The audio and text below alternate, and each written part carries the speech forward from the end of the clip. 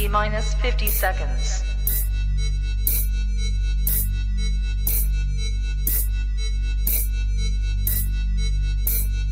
T minus 40 seconds.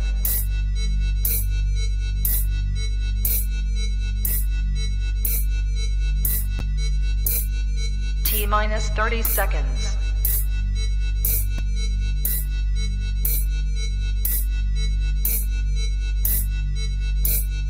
T minus 20 seconds.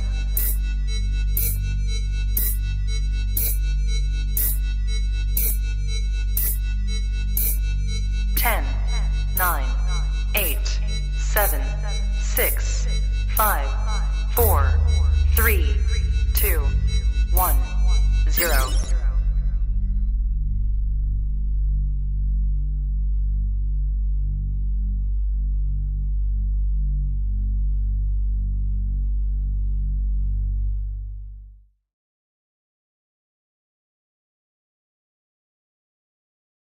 What's up, everybody? What is up? Manic Monday back here again, right? So missed you guys this weekend. Sorry about the little short video. But I went a little crazy booking shifts. Normally I only do 2 in a weekend, and I got a little overzealous and I booked 3. And by the end of it, I was dragging my tail around, and I'm glad that it's over. And I am here with you fine folks today. Hey there, Grateful. Good to see you. How you doing, love? Okay, we're going to be backtracking and covering some stuff that's old stuff, and it's probably going to hurt some feelings. It's probably going to rub some folks the wrong way, but when have y'all ever known me to give a crap? So I'm just going to say what I'm going to say. We're going to talk about what we're going to talk about, and if the person involved don't like it, maybe they need to check their conscience and not everybody else's. Then, of course, we are obviously going to cover our usual rigmarole, our ALR, our Foodie Beauty, as you can see from the title, Tigers, Shamers, and Fatties. Oh my, because we got a little bit of everything over the course of the last several days. But what I want to do is I want to start out discussing JustBreezin, because, I found a whole new channel called Bridge May Be Icy. And I was watching some videos created by Bridge, and Bridge is my kind of girl. Bridge don't pull no punches. She says what she says. It is what it is. Take it or leave it. I like that about her. But, Bridge turned me on to an entire video that I did not even know existed because, I'm sorry. And I'm going to apologize for this one's voice, because I don't know about y'all, but her voice just makes me irritable. Just her voice alone, not even her behavior, just her voice before she even gets started good. But I've made some notes here on this video to help me address a couple of things, because apparently this one has been in full victim mode and continues to stay in full victim mode. It's like she can't breathe without it. So let's talk about this. So now that I know that this exists and there was some serious misrepresentation going on here, I feel the need to chime in on that, because God's honest truth, it's like she forgets that she puts everything online, which is interesting, because that makes her really not much different than Foodie, because Foodie does the exact same thing. She puts all this crazy crap online and then completely forgets the stuff that she says or the stuff that she does, and then gets upset when you point it out to her. So we're just gonna kick this off. I will be deleting this after, and I will be working on what I need to be working on. Let me just throw this out there. I'm going to be deleting this after, but this video is actually from a couple of months ago. I want to start out telling you guys a little story of somebody named Chubby Shadow, who has actually been kicked out of other communities and has had to change her YouTube name. I had just started my YouTube channel. This person saying this all happened after GB. I had just started my YouTube channel. The GB thing happened way after. This person started DMing me. I thought they were nice. They had chihuahuas, everything else. They soon just got really weird with me. They came on my channel once at the start of my channel and shared a ghost story. I got red flags right away. I blocked and I moved on.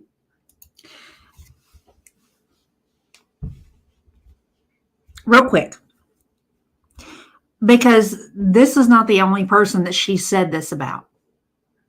It's already all been disproven. Bridge Baby Icy actually does 3 separate videos on this where she breaks down how I caught red flags and I blocked this person and they're just mad because I don't want to be friends. And supposedly this is why people are mad at her. Okay? And why people are hating on her. But do you notice that the one person that she should have noticed red flags from, not only did she not block, but she has continued to talk about, and she basically kind of sort of stalked the dude for months. Texting him thousands of times in a day. Threatened to hurt herself. Out of this whole interaction set that she's had going with people online, the one person that she should have noticed red flags on would have been Gorlick. And she saw them red flags and thought, ooh, a parade.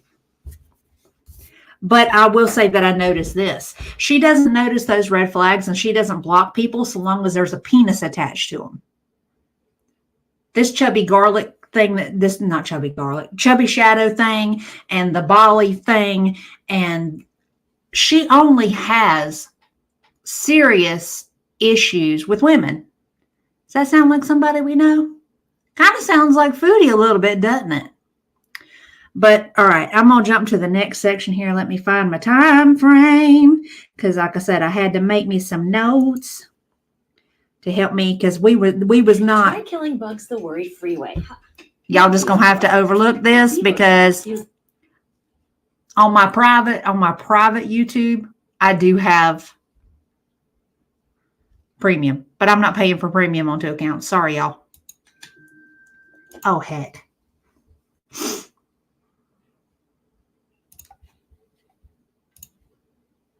Here we go. All of these people, yo, mama, like, what did I do? I dated the wrong guy and he doxed me. You know what? I hear him in his live streams. I'm going to say this right now.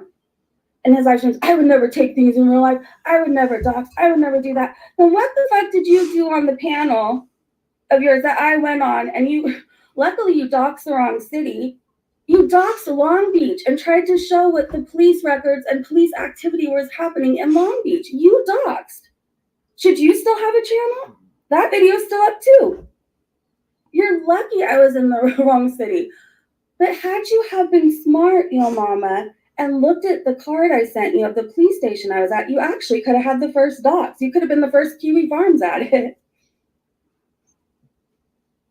Yeah, whoever's strong has to be abused in this community. And I'm not taking this shit. I will take a lot, but I'm not going to take claims of me with cyber crimes. I have all the screenshots of what Chubby Shadow has been saying. Everything's being sent to me now. Okay. Number one, I don't like your mama. He is not my cup of tea. I know a lot of people find him funny. To me, he's just a little on the low brow, and I don't really ride that way. But, to each their own. But I did watch this whole interaction between these two. First off, he didn't dox her in any way. He was simply pointing out to her that this petty internet back and forth, they're harassing me. I feel I've been doxed and all this other bullshit is minuscule in comparison to the shit that police officers in California have to deal with right now. He showed her examples of things that went on in various communities in her area. That was not him doxing you, boo-boo. That was him pointing out the fallacy of your thought process. Okay? And that, to me, is a big part of how she functions. She loves to play victim. She loves to try to twist things. You chose to come online, ma'am. You the one that chose to share information. You the one that chose to talk about things. You can't get upset when people call you out on it. All right, let's jump one more again here because, like I said, we're not going to watch this whole thing because her voice just rubs me the wrong way. I'm just addressing sections as I see the need. Let me find it. 22. All right. About this. My daughter hangs out with people who are well known. Him doxing her nickname isn't cool. You guys don't see that? Him knowing who our family, parts of our family is and who we're related to, he knew that. I told him. That's not cool. Now people know what to personally call her. She's on people's Instagram, stuff like it's not cool. It's not cool. Enough is enough. So because I dated Garlic Bread, that means you dox my daughter's nickname, where I possibly live. It means Jessica Messica gets to claim I'm doing cyber crimes against somebody. Okay. Hey, Breezers, how are you guys? So I know we don't Holy watch Christ, later hang on on. this channel, but him and his new friend have been all What over the Twitter. shiz? And in case you haven't seen it there or you don't want to give him the click, What the crap? This thing is acting psychotic. Okay. hey, Breezy Bunch, help. Jesus Christ. Stop it. Okay.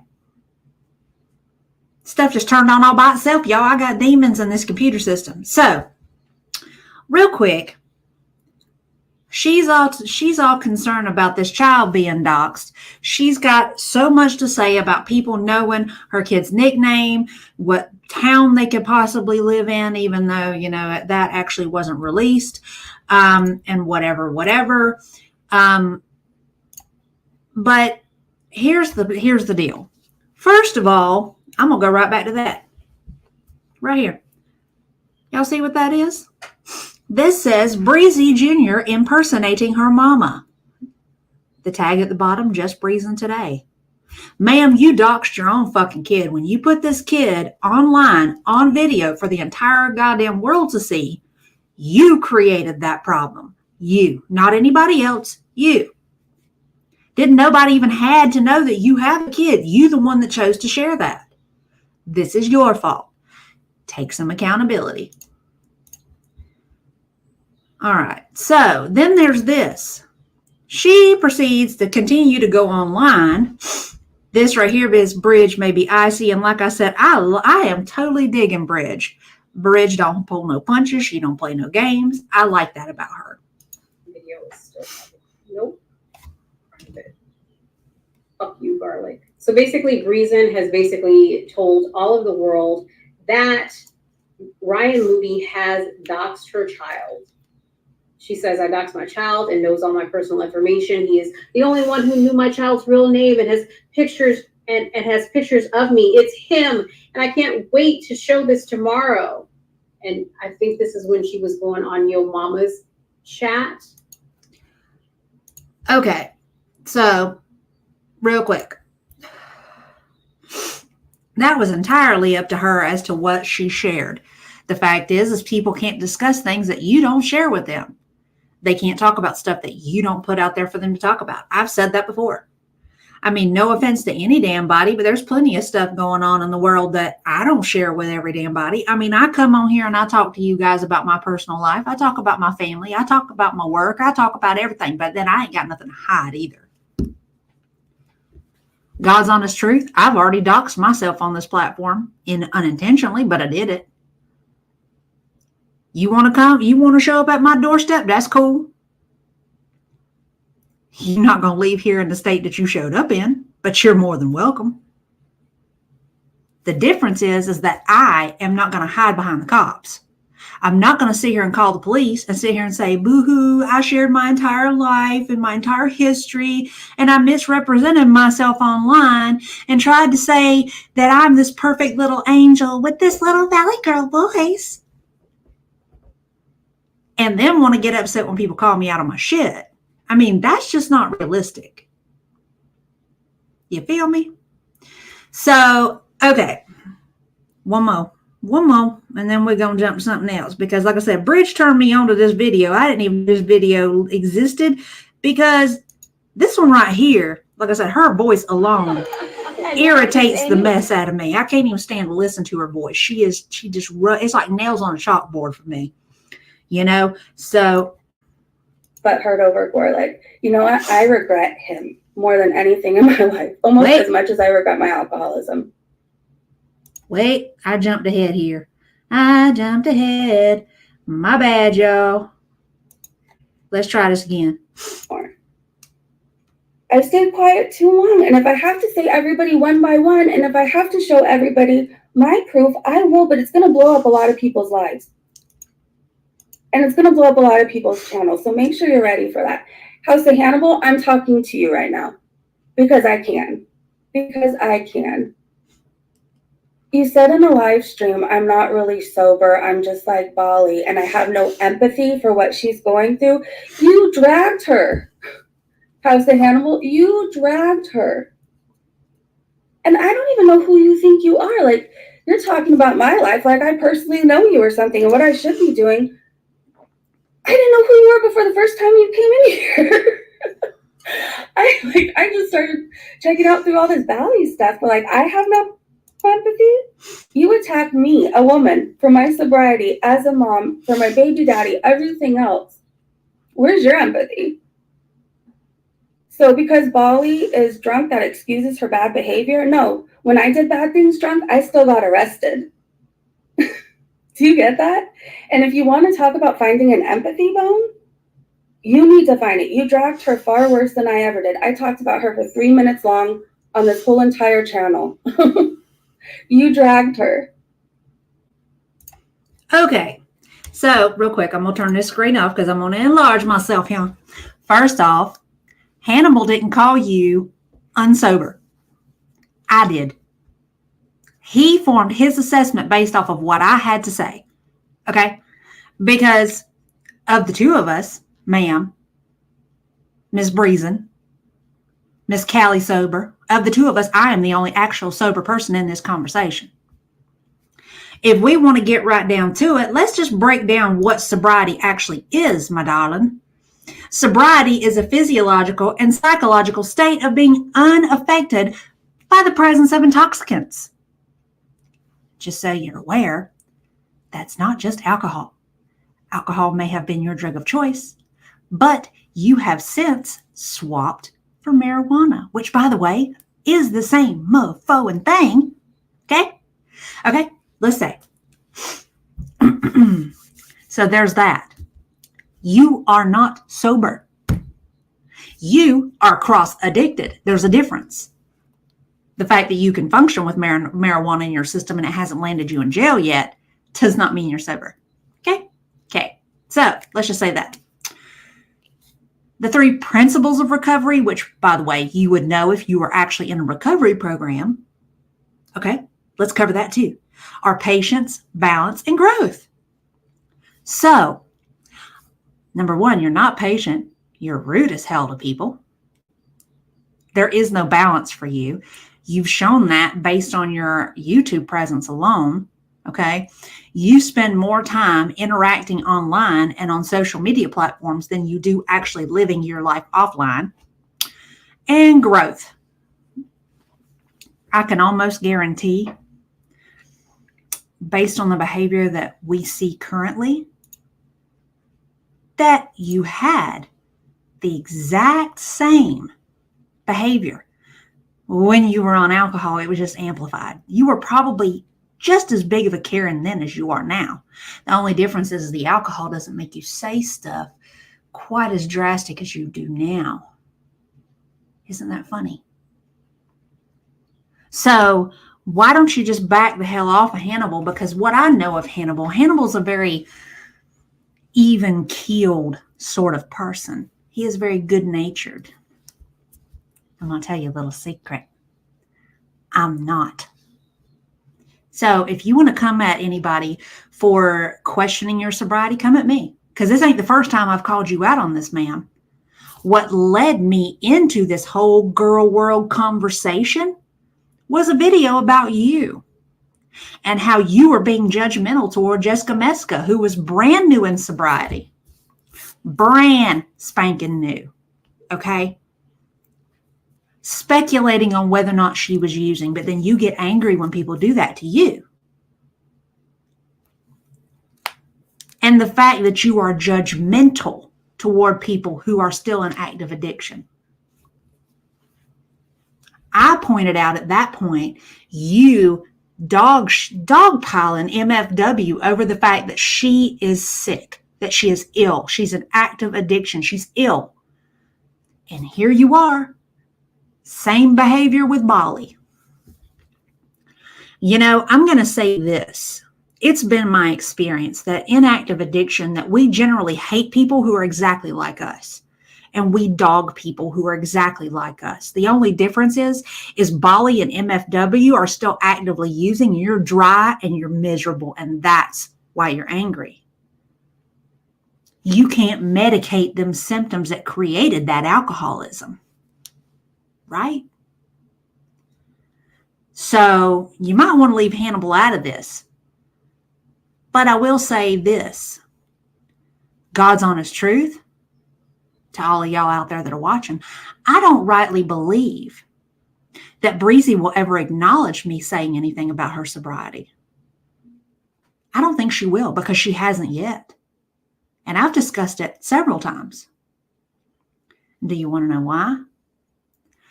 I think she won't because number one, I've got more years in sobriety than her. Number two, I am everything as a sober person that she could ever hope to be.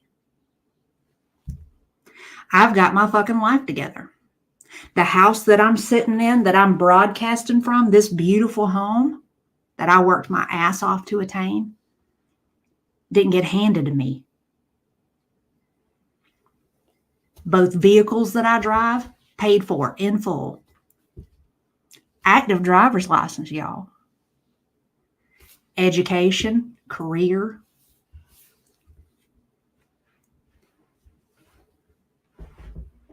And do you know what else? I don't have to come on here and be fake to actually have people interact with me. Firstly, hello, Reese. Exactly. Well, sober people are generally healed people. That's because they're taking these steps to actively change. Dry people are fucking mean. Dry is one thing, sober and healed is another.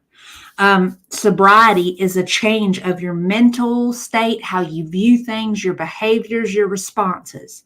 You change your people, your places, your things. Sobriety comes from within. And you actively work on it every single day. And Breezin ain't showing that. She lashes out at God and everybody who takes a moment to criticize anything about her. And I'm going to say this too. Her talking about criticizing me as a mother. First off, nobody cares that you're a mother. And I'm going to ask this question. Are we supposed to pat you on the head and say, oh, congratulations, you were irresponsible with your vagina and now you have 18 years worth of consequences because of it? I'm going to say this. I've been with plenty of men over the years. Do you know I ain't been pregnant once? Do you know why? Because I make responsible choices about my vagina. I'm in control as to whether or not I get pregnant or not. So were you. You choosing to be irresponsible should not be a reason to pat you on the head and tell you that you're a good girl. Get the fuck out of here with that shit. Okay. So, real quick, here's the other thing. Since we want to behave like we're mother of the fucking year, let's talk about this right here. You want to be mother of the year, boo-boo? Maybe you can answer this. Explain to me why your 10-year-old child, 10, 12, 11, whatever the hell age she is, why your child is on social media. That her daughter has a whole YouTube channel that she's had since 2021. So basically, this is her daughter's page. She joined June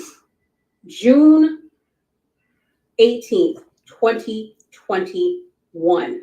2021, when her daughter started her YouTube page.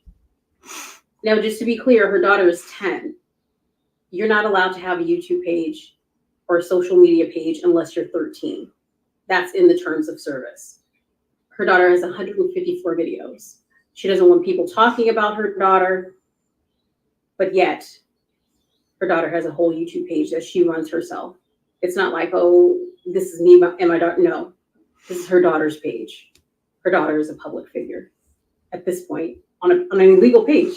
It's illegal. It's illegal. It's illegal. That's illegal. Okay.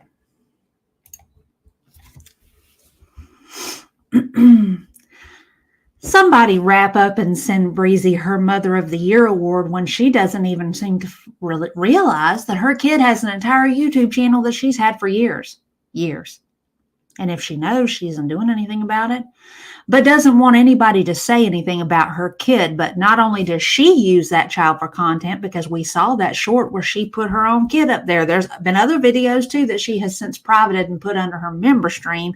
So as long as you pay for them videos and you pay to be a member on her channel, you have full access to look at videos of her daughter. That's called selective outrage, folks. Again, you being irresponsible with your vagina, or, and I'm going to throw this out there, big or making an attempt to trap a man that you were so desperate to hold on to and then have it blow up in your face is really funny.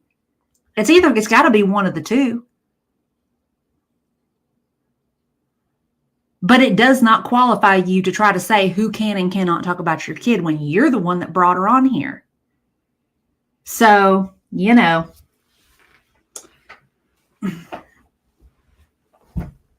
But I'm going to put it to you like this. I said what I said with my whole chest. Unlike Jessica, unlike Bolly, unlike MFW, old girl ain't got nothing to come at me with. And I think that's the only reason she hasn't said anything about me. Because I'm the one that made the claim that she's not sober on Hannibal's channel. Me. Hey, Fiona's mom. Good to see ya. I'm going off on a little tangent, girl. You came in late on it, but that's okay. I still got plenty more. I still got plenty more stuff for us to cover. So I'm gonna say this. If she wants to sack up, me and her can go at it if she likes, but she needs to leave Hannibal alone on this. She needs to leave Hannibal completely out of her mouth on anything, to be truthful. Until she starts sweeping around her own porch step, she needs to quit worrying about everybody, the neighbors. Because there, in the God's honest truth, there is no room for her to discuss anybody else. Because she is no different than she would be if she were pouring booze down her throat, because her behavior says so. This whole situation with her behavior also is indicative of the fact that old girl saying that she's sober proves that she has never been in any sort of sobriety program. I can almost guarantee she went to a 30-day sobriety center that basically isolates and detoxes and dries you out, and then they cut you loose, and it's up to you to actually find somewhere to help you maintain your sobriety long term. She has also said, too, that she tried to go to AA and that she got told she wasn't sober and that she's still using because of her behavior. Okay? The fact is, it doesn't matter what recovery program she's going to, whether it's AA or NA, they're both going to tell her that she's not sober. I mean, look at NA. They consider alcohol a drug, just like marijuana and cocaine and methamphetamines and opioids and all of it. But do you know that they all say the same thing? That you cannot be using substances of any kind and call yourself sober. Period. Yep, JustBreezin. Long story, girl. So yeah, that's what I got to say about her. A big shout out to Bridge Maybe Icy. Like I said, I had never heard of her. And then I found this 3-part series that she did on Breezin, and that video where Breezin was talking smack at people just set me to fuck off, especially when she got to Hannibal, especially when Hannibal is respectful to people. I mean, he has plenty of stuff to say, But I have never actually seen Hannibal dog people out. You know what I'm saying?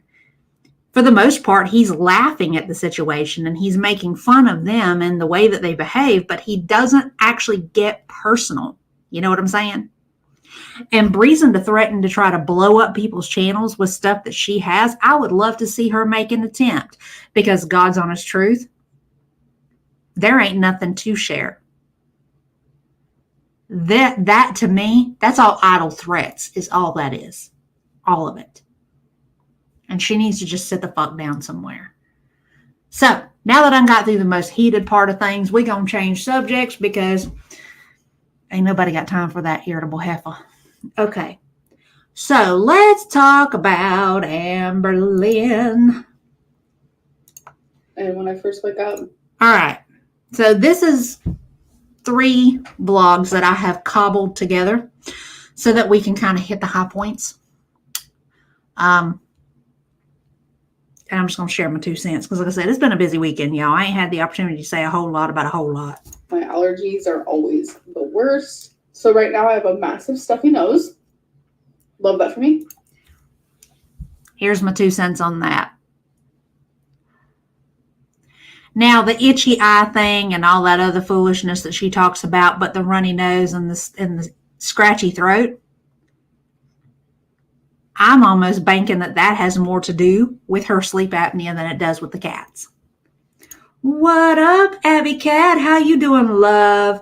Well, spent about a half an hour going in on JustBreezin because, you know, I got Drew a little late into the game on some happenings on Breezy. So, you know, I figured I couldn't help but retort, you know, because she drug Hannibal's name into it. You know how I feel about Hannibal. Hannibal's actually a genuinely nice guy, you know, and he don't get personal with folks like that.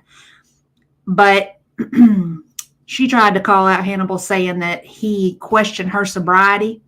And I was like, oh, no, dear. Hannibal was simply repeating what I said. I'm the one that called you out. Come at me if you want to, but we both know that girl ain't got the balls.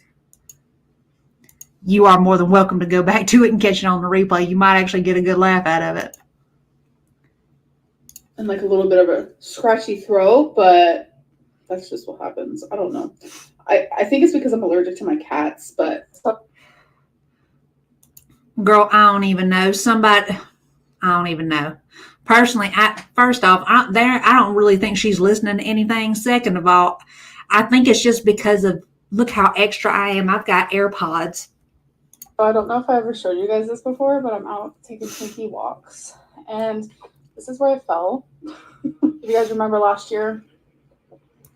Oh, the weeks of dangling ankle. Trust me, nobody forgot that. See that like little hole? My foot just went... I wasn't watching where I was going. My foot went off the sidewalk and I fell down, went boom.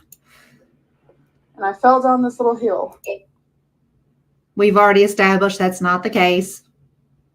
Every bit of that was on video. So we went from I fell down to I fell down this little hill. First off, it wasn't a little hill, honey. Nice try. Ready. 511.4 pounds. Holy shiz. This ugly. I don't care. The girl is literally at 5'11". 2 of me and some change, y'all. God almighty Christ. 511.4. So we're starting to lose a little slowly. All right. But I'm okay with it as long as I'm moving. So I'm only down 2.6 this week, but it's a total of like 31.6 in 3 weeks. I know, like, supposedly you're supposed to get 8 hours, but it's just like, I don't know. I'm trying to wake up at the same time every single day. Yes, I am crying.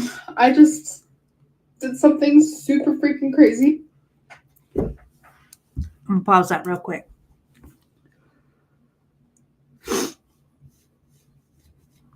Eight hours of sleep is not mandatory. That is a generality. There are people that go on as little as 6 hours of sleep and functioning normally. And there are some people who need more than 8 hours. It is individual.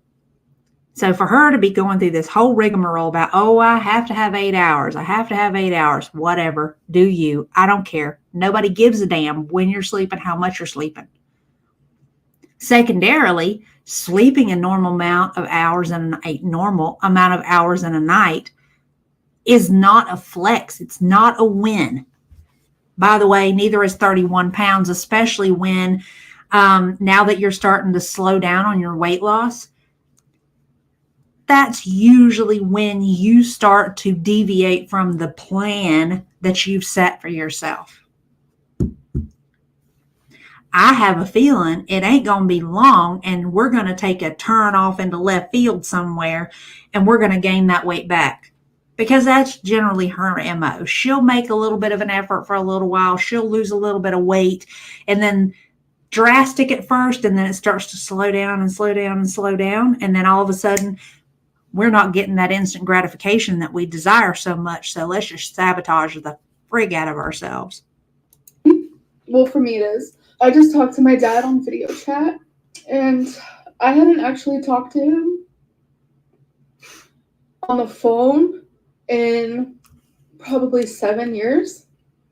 I haven't heard his voice in 7 years, but I haven't like physically seen him. Like we never did video chats, nothing, since I was 18 years old, and I'm now 32. And that was the craziest, most surrealist thing that I've done in so long. And it's just like, not one actual tear in all this, y'all. Y'all notice that? We're doing this, but no actual tears. For all these years, I remembered my dad like a certain way. And to like see him and like hear his voice and it be completely different than like what I remember. And you haven't talked to him on the phone in 7 years. You haven't laid eyes on him in 18. Ma'am. Of course he's not going to sound the same. Of course he's not going to look the same. It's been 20 years. The dude is going to age. This sort of behavior right here, I see pretty regularly. Okay? Sorry, y'all. Itchy nose. Mind you now, we're not talking about a 20-year gap, but working in long-term care with elderly people, there are literally patients that I have had whose family members go from January to November without seeing them.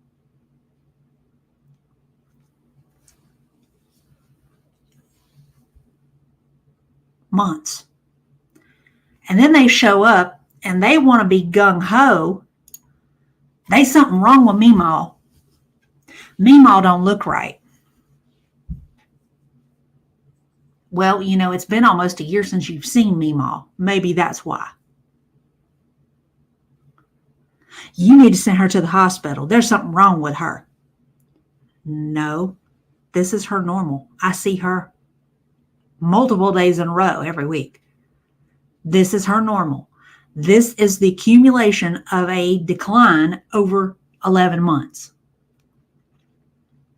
You know, if you came in and saw Meemaw weekly, like one would think that you would do if you cared, that you would be able to acknowledge that Meemaw ain't getting no younger. This is the same sort of reaction.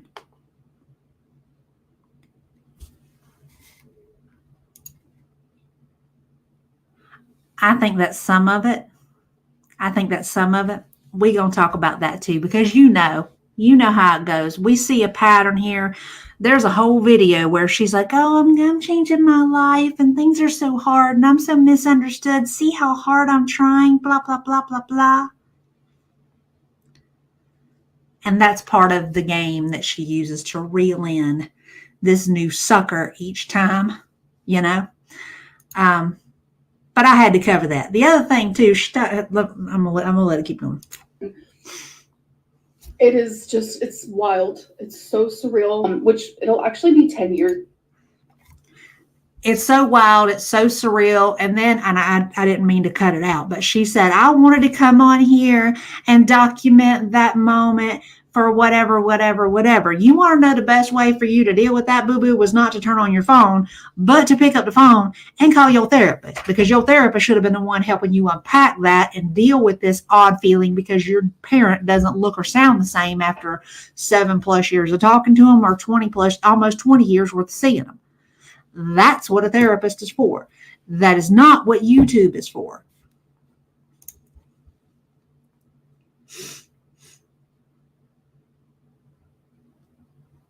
Exactly. This November. So a whole decade of Amberlynn Reed on YouTube. A whole decade of nonsense on YouTube. Call it what it is. Let's be truthful. 10 years worth of Groundhog Day. I'm going to lose weight. Oh my God, I'm not losing weight. I done gained all my weight back. I done hit my highest high ever. 10 years worth of that, y'all. At what point does one get tired of living that way? Her? God's honest truth, my assessment, she's going to end up just like Jen. Wow. Twinkie was currently just chasing a bird, and I told her she cannot eat that bird for lunch. Amber can continue to call her channel a weight loss channel because there has actively been a successful weight loss documented on her channel. And do you know who it is? It's Twinkie Star. Oh, Twinkie Star has actually accomplished everything that Amber could never do.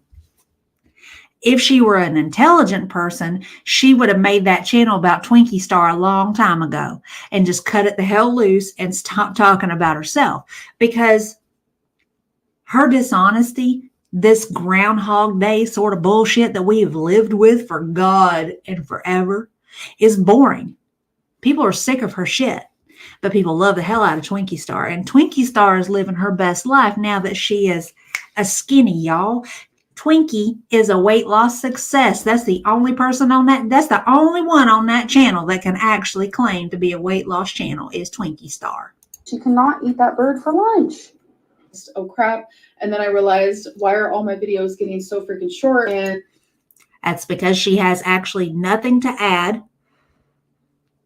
She has no life. She has no real hobbies. She does not interact with people other than the hoes that she shops off the internet that she suckers in. Okay. And then she basically films the same day over and over again. That's why it's short, because you have nothing to give. And you know what? I might actually start talking about it and let you guys know a little bit more into my personal life. This the woman who got through saying not long ago that she don't share her personal life because she feels dehumanized and she feels judged. What that is she knows that she's living Groundhog Day. She knows people are fed up with her shit and she needs something to talk about. Well, there's that. But, you know, the main thing is, the main caveat and all that in documenting this weight loss is the scale thing. She doesn't have 500 plus pounds worth of anything to sit on that scale. You know what I'm saying? That would be hard for her to pull off. Right. Exactly. So this little section right here, and I know y'all see this photo. I just went through all of these wax melts. Prime example that ALR will never change, because she is literally hardwired to consume food, consume products. It is about attaining what she wants in the moment. If that were not the case, ALR would not have a massive freaking box of wax melts that she's never opened. My nose is broken, I swear to you. These are all the ones I'm going to get rid of. Salad. Okay. Well, remember she went through all of her earrings and donated them or discarded them or whatever. Hey, Dainty Gorilla. Right. Exactly. Here's the other thing real quick. And I don't know if you guys have thought about this because I had this thought process. Do you notice that ALR went through all her earring collection? She sorted stuff out. She got rid of all that and that sort of deal. But then she has continued to accumulate more earrings. And why it is she's so obsessed with earrings? If you'll think about this, her obsession with earrings makes perfect sense. Her having this massive collection of earrings makes perfect sense. And if you'll think about it, here's why. Earrings are the only object that she can wear that does not have a size limitation or size period. She could be 890 pounds, bedbound, okay, and still put in a cute pair of earrings and have them cute earrings be cute. There is no limitation where earrings are concerned versus her clothing because of her size. So it makes perfect sense that that's why she's obsessed with earrings. That's also the same reason she's obsessed about her hair. Because at 890 pounds, bedbound, she will still be able to have the pretty hair. The hair will still be pretty no matter what. She can still flat iron it and flip it and all that other shit. Those are the only two things realistically about her that she has control over that is not dictated by her size. So it doesn't surprise me one bit that she has these obsessions. I 100% do. God's honest truth, it's going to take one illness or one injury and she's going to be off the rails. Off the rails. All right, so I don't really like to watch Amber eat, but I wanted to point this out. Here's our performative salad, y'all. That's so good. See how she says that? It's so good, and she looks off. I haven't had a salad in, I don't know, it feels like forever. You don't say. And then look at how she behaves with these noodles. See that? That's loud. Two totally different reactions. That's because she didn't want that salad. She didn't want that salad. It's disturbing because she didn't want it, you know. That was entirely performative in my mind. That's the position that I take on it because that's the feeling that I get from it. I mean, you're talking about two different kinds of energy. I'm going to tell you the God's honest truth. I have been a big girl, okay? I am still a relatively big girl. I'm smaller than I used to be, but I will never be a tiny, dainty little thing. I am not designed to be that way. I accept it for what it is. But I love the hell out of a good salad, y'all. Woo! Oh my goodness. Yeah, but see, that's the difference that I'm talking about in energy. She puts a mouthful of salad in her mouth and then says, oh, so good. But it was a hollow, so good. Versus putting that big old wad of noodles in her head. And she's like, that slaps. Two entirely different energies. Two entirely different energies. What's up, Hannibal? Hey, bro. I was talking about you. You'll have to go back and watch it. I ain't even know that JustBreezin called you out on a video and was threatening you, bro. But that set me off on a little tangent between that and some other stuff in this video. I was just like, oh, no. No. We're not having that. You'll have to, later on, you'll have to catch it. Or me and you can talk about it at some point if you want to, after I go through this whole rigmarole. But I don't do well with bullies, and that heifer was trying to be one, knowing that she ain't the biggest bitch in the room. Yeah, I rolled through. 510.6 pounds. Okay, the last weigh-in that she did was 511.4, and this one is 510.6. So she literally lost 8 ounces. 510.6. That means I'm still making progress. Slowly but surely. I did not want to film because Rarity slept on me last night.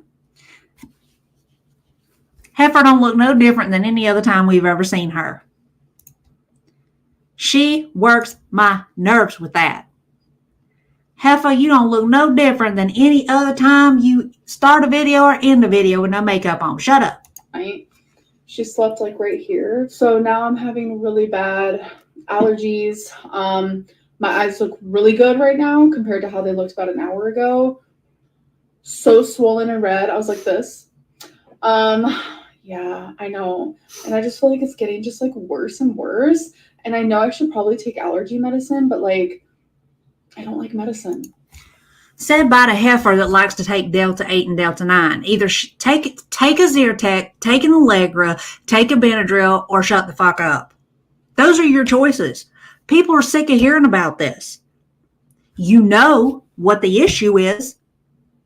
It ain't like we asking you to take some sort of life-threatening medication. It's an allergy pill that people take every single day. Either take the medication or shut the fuck up about your eyes. I hate that you guys have to look at me. I hate that you guys have to look at me like this. Look at me like this. Shut up. Move this massive bookshelf.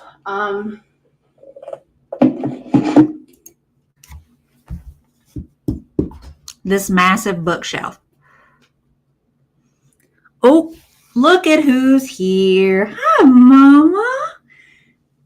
Did you come to say hi? The president of your fan club is in the chat. Say hi to Abby. Say hi to Abby, Mama. That's my drink. Say hi to Abby.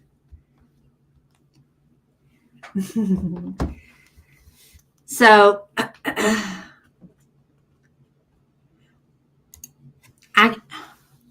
for me, God's honest truth, it's a combination of her voice and the self-righteousness.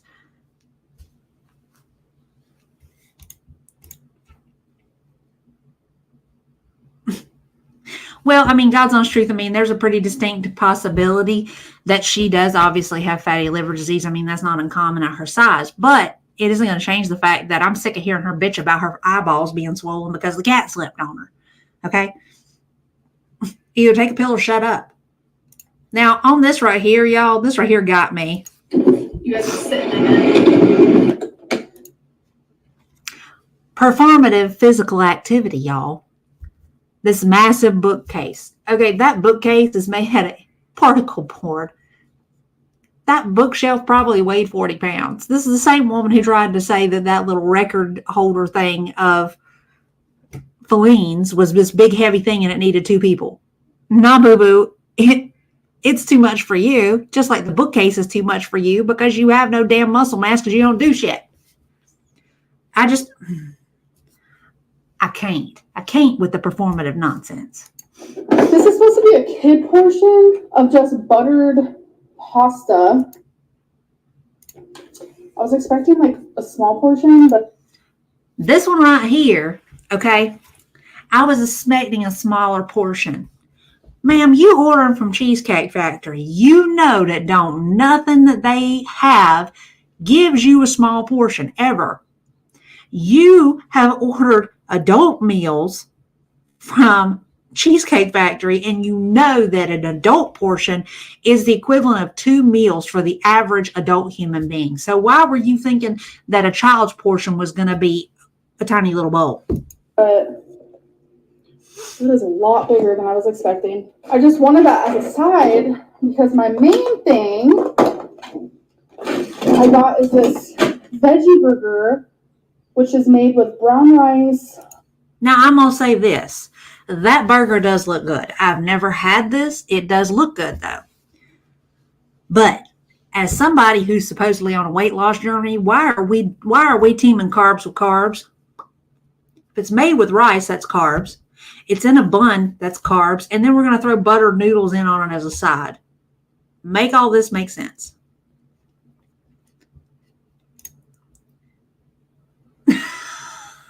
Right. Right. Mushroom, tons of other veggies, And when I first wake up, my Oh. allergies. Bloody hell. Sorry, y'all. Okay. So, hi. Hello, princess. Hello, princess. Did you come to say hi to your adoring fan club? Say hi. Say hi, mamas. You sweet girl. Yes, you are. Yes, you are. Well, I mean, Henny, that might be the case, but I mean, it looks good. I will give that. It does look good. What the crap? Oh, it does look good, though. And me, I don't mind a veggie burger. If it's made well, don't matter. If it tastes good, it tastes good. And it looks like it tastes good. But, right, there ain't no way in hell they gave her 2 bags of chips unless she specifically asked for them. It's like her saying, y'all, I ordered this, but they sent me this. No, that is not the way that goes. Nice try. Stop lying. You know, that I just can't even with her. So we're going to re-add this. This is the whole conversation about the girlfriend situation type deal. Shout out to Bottle doing the Lord's work out here, clipping down this nonsense to where it's tolerable. Oh, people are gonna come for me. I know, but like I'm not gonna like hide it any longer. So I knew you guys were gonna come for me. Will I be sitting? Oh my God, stop. You can never be single. It's not like that I can never be single. Yes, it is. It's just like, it just happens. It just happens because you start shopping for a new bitch as soon as the old bitch is done with you. Lifestyle. I don't know how to explain it. You're codependent and you're terrified of being in an apartment alone because you know if you fall, you're not going to be likely to get back up unless you have another person there to help you. That's not just happening. That's forethought. Jesus Christ. I really don't. Do they know the state you're moving to? Yes, they do. No shit. Do they live in Kentucky? No, they do not. What is your crush like? I don't know if I want to share anything yet. I don't know why. I don't know. Am I moving to Florida? No. That's because great minds think alike, Hanny. Me and you, we got a lot of the same thought process going on. By the way, I caught that section of the live where you played that video. I'm so glad I could make you laugh. That was kind of the point. But, you know, at the same time, though, I was trying not to be all formal talking about Chantal being funky because we know the girl don't bathe. But we're going to get to her.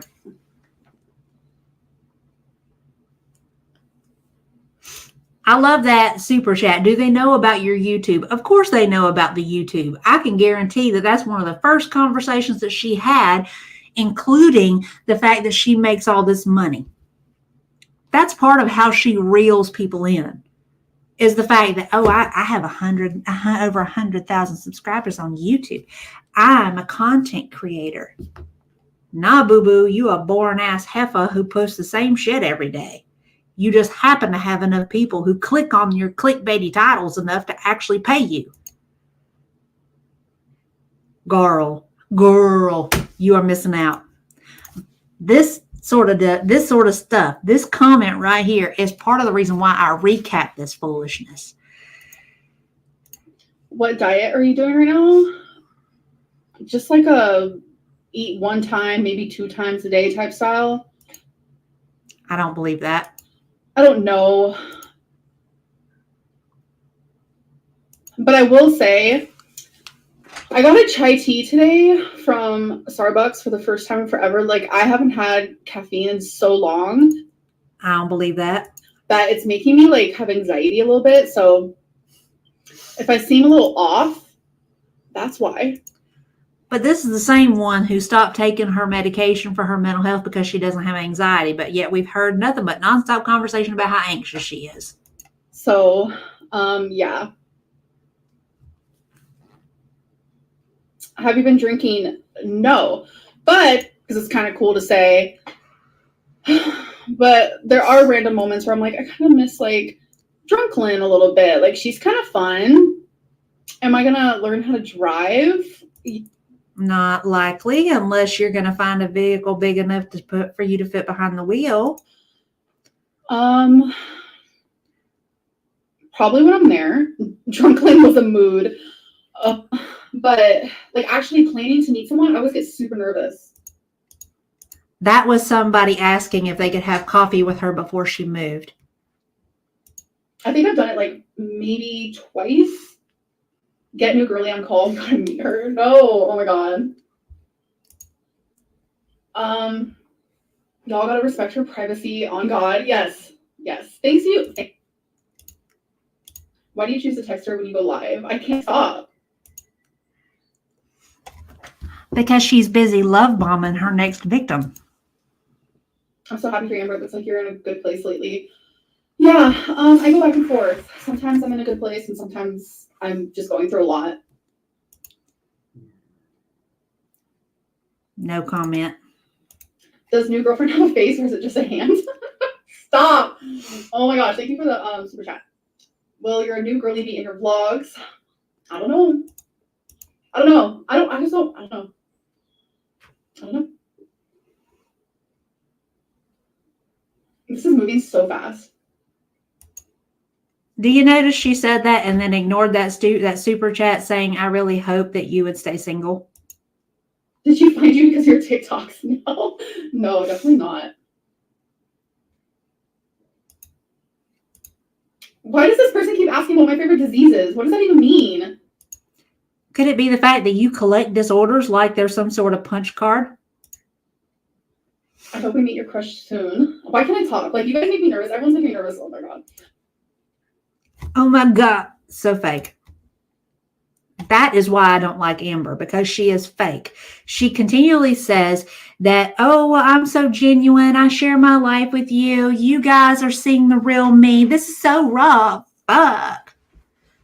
But she's fake as hell. Like driving, for some reason, like I'm scared that they're gonna like die while they're driving, like get in a car crash or something.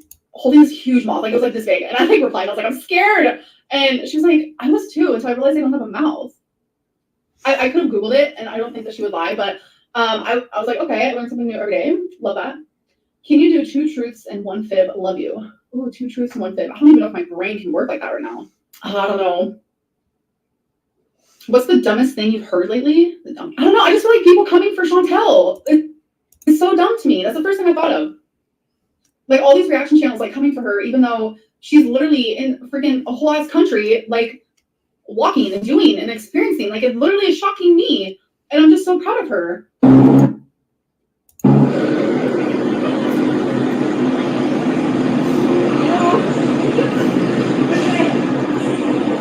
I don't know. Sorry. I just support it 100%. I support the travel bees. And I just think it's dumb how people are reacting to her. Like, I'm just like, okay. You really, like, I don't know. Bottle is petty, and I'm here for it. Okay. Someone said all the walking she did shocked me too. Yes, like, and I can even say that. Like, I'm allowed to say that. Like, I get it. All right, guys. Yeah, there's a huge steep walk up there and on these little stairs. So it's going to be challenging for me, but I'll take breaks if I have to. So let's go. Let's go, guys. I'm shocked and I'm so proud of her. It's so inspiring. It almost like makes me want to cry. Of course, it's inspiring for Amber. Amber doesn't go more than 500 feet from the front door of her residence. What does it say about the level to which Amber has fallen when simply leaving the house is a thing to be proud of, and that walking more than a block is awe-inspiring? Jesus. I'm just like, hell yeah, Chantel. Like, get it. Like, for her to get to experience that. I hope I so. started off doing some lines. Then I asked him if he could get Molly. Like, I asked him, like, can you get Molly? Because I wanted to try it. Because I heard that it makes you feel, you know? So he got some of that. Got, like, I think a gram or something. And, or was it 2 grams? He said to swallow it. It tastes gross. So it was a little ball. And then I said, I want more. So it gave me more. I didn't realize you could like OD on this shit, you know. So like watching her for years, I've never thought that I would get to see the time. Get to see what? I thought I would never get to see it. Like, I'm just so proud. And then he said that somebody left a pipe at his house. It was like a glass tube with a circle, and there was like stuff in it. I could see like leftover shit. I don't know what it was. I said it was meth. And even as I was doing it, I was like, why would I do this? Are you into K-pop? Actually, used to be. When I lived in Virginia, I really loved K-pop, but not anymore. Like, no offense.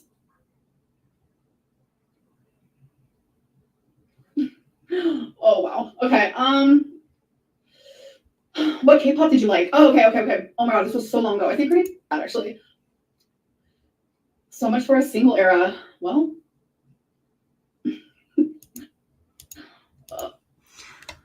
I don't even know why she even tried to claim she was going through this single independent era, because we all knew it wasn't going to happen. That was just one more timeline, something for her to latch on and harp on about, because she has nothing to talk about.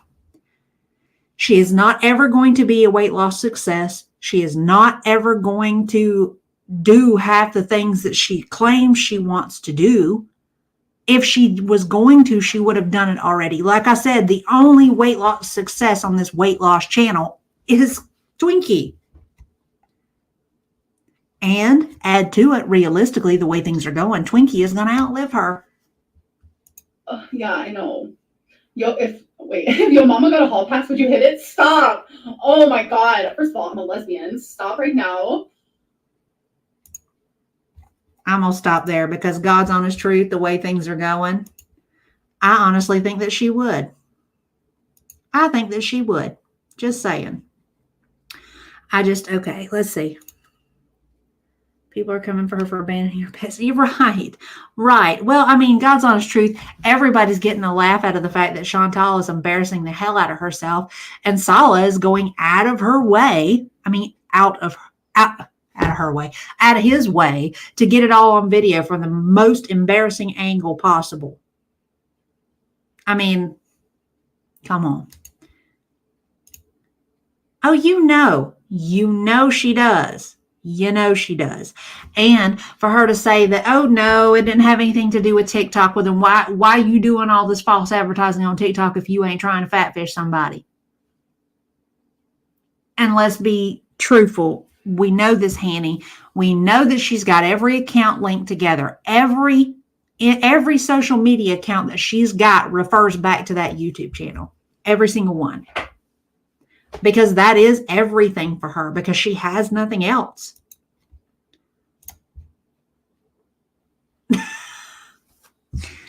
Well, you know, I'm trying not to be a total asshole tonight. I mean, I've already gone through a little bit of an asshole period on here when I did that whole breezing section. I took a step back away from my program for a minute and said what I said. So I'm trying to reel myself back in here. You know what I'm saying? I ain't trying to completely dive off the deep end in relation to being a total asshole today. So, you know.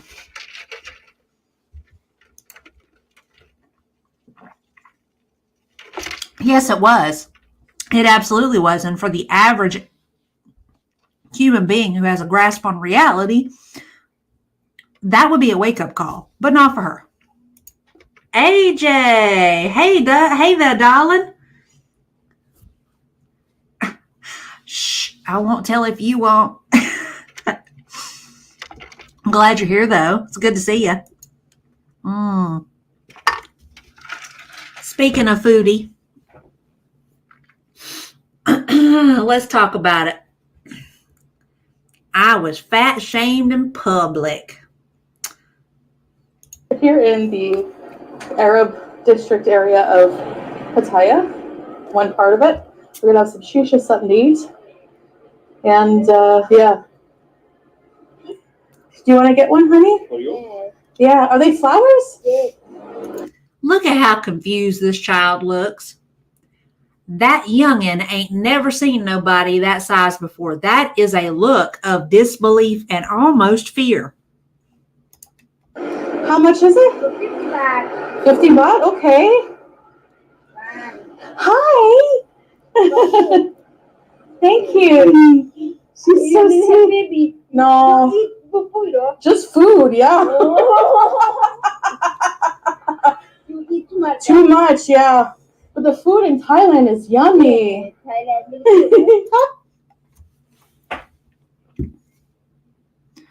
But the food in Thailand is so yummy.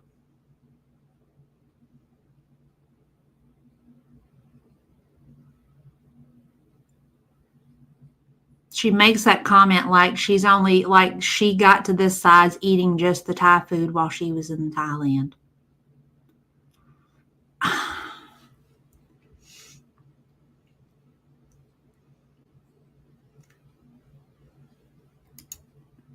True enough, exactly. But, you know, we don't do honesty around these parts.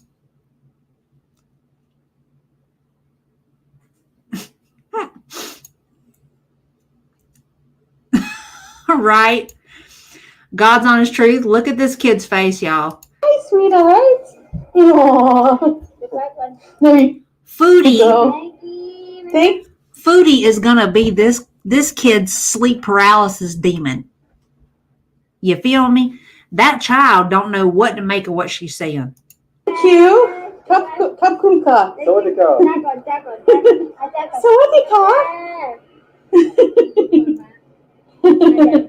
Bye. She thinks I'm weird.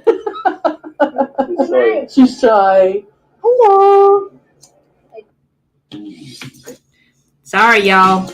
Done told y'all I ain't paying for premium on this account. I'm just not. Now this is choosing fun together.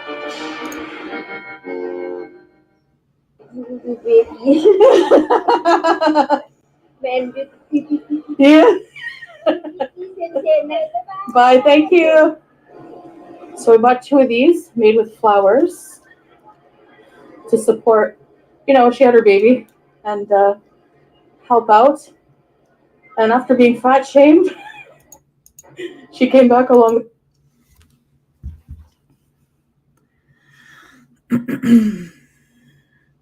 The fact that people see you exactly as you are instead of viewing you from the lens of denial does not equal fat shaming. Those of us out here who are not psychotic and have this visual representation of ourselves in our mind that we're this big around when we're not, have the capability of looking at ourselves and seeing the realistic view of how the rest of the world sees us. Her pointing out that she does not see a skinny legend who does not exist is not her fat shaming you. Her being nice and asking you if you were pregnant was simply her being nice.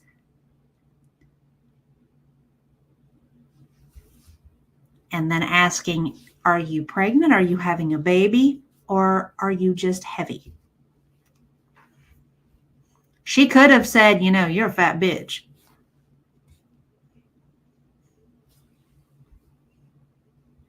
Real quick here.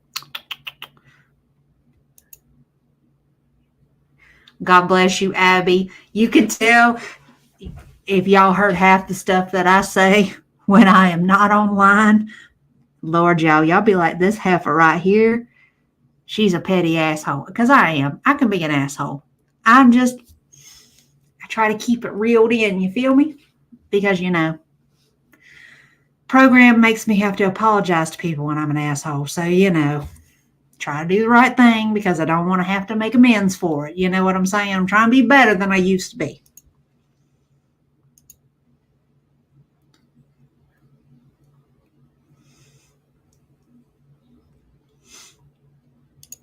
Well, I'm going to tell you, I have premium on my personal account, and most times I do stream the videos off of my personal account, but I didn't today. So this very rarely, this is the first time this has happened, and the next time around I will be making sure that I'm logged into the correct account. You know what I'm saying? But I don't want to pay for premium on 2, so, you know. Right. Same thing. Whenever I watch YouTube videos, like if I'm just watching them for my own personal whatever, or if I'm using them to collect for stream or whatever, then I'll use my account. But I did not think to switch over before I streamed. So that's my fault. When she interacts with kids and animals, no, then yeah, right. Here's the other thing. This woman got a whole boil on her leg, which means she's got a skin infection going on, and she laying her hands on this youngin', and you know she ain't washed her hands. The other thing too, and I'm gonna speak to it from this angle, okay? As a formerly obese woman, I have had abscesses, and I don't know about her, but I speak to myself only. 9 times out of 10, if I had one, I've had a handful of them, but each time before I ever got to that point where I went to a doctor, I would do everything on my own to draw it up and to drain it out on my own, which means I was touching that area. And it was on the thigh. So there's that same sort of area. But my issue was because of shaving. It wasn't necessarily because of the chub rub, and it wasn't the fact that there was funk involved, because I'm one of them people that I wash everything from the top of my head to the bottom of my feet. Between my toes, behind my ears, you name it, everything's getting bathed. And as a big girl, I would bathe twice a day, because I did not want to smell. I was not fixing to be one of them people who's walking around not only being big, but being a stank big girl too. Wasn't happening. Nope. Wasn't about to have that latched on, because of people like this one is what creates that stereotype that all big people stink. And that all big people are desperate. And that they'll fuck pretty much anything because they're desperate. No.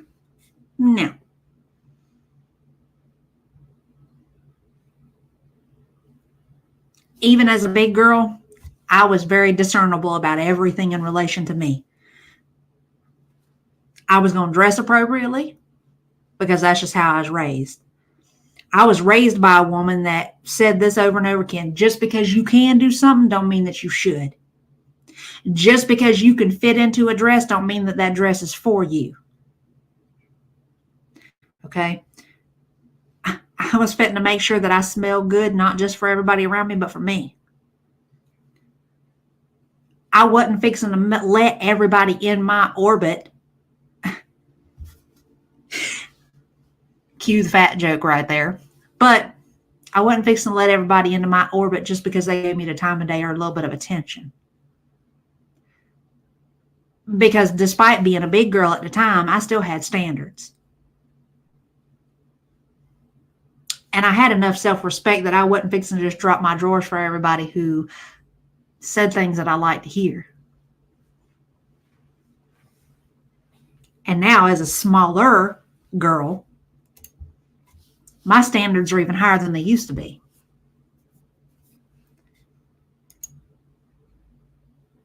Hi, SH. It's good to see you. That's okay. You can catch us on the replay, Gango. No problem. Hope you have fun with your company.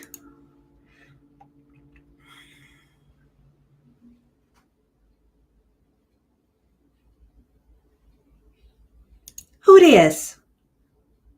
Who is this? You talking about her or you talking about me?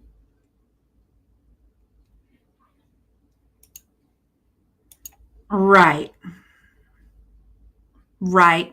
Girl.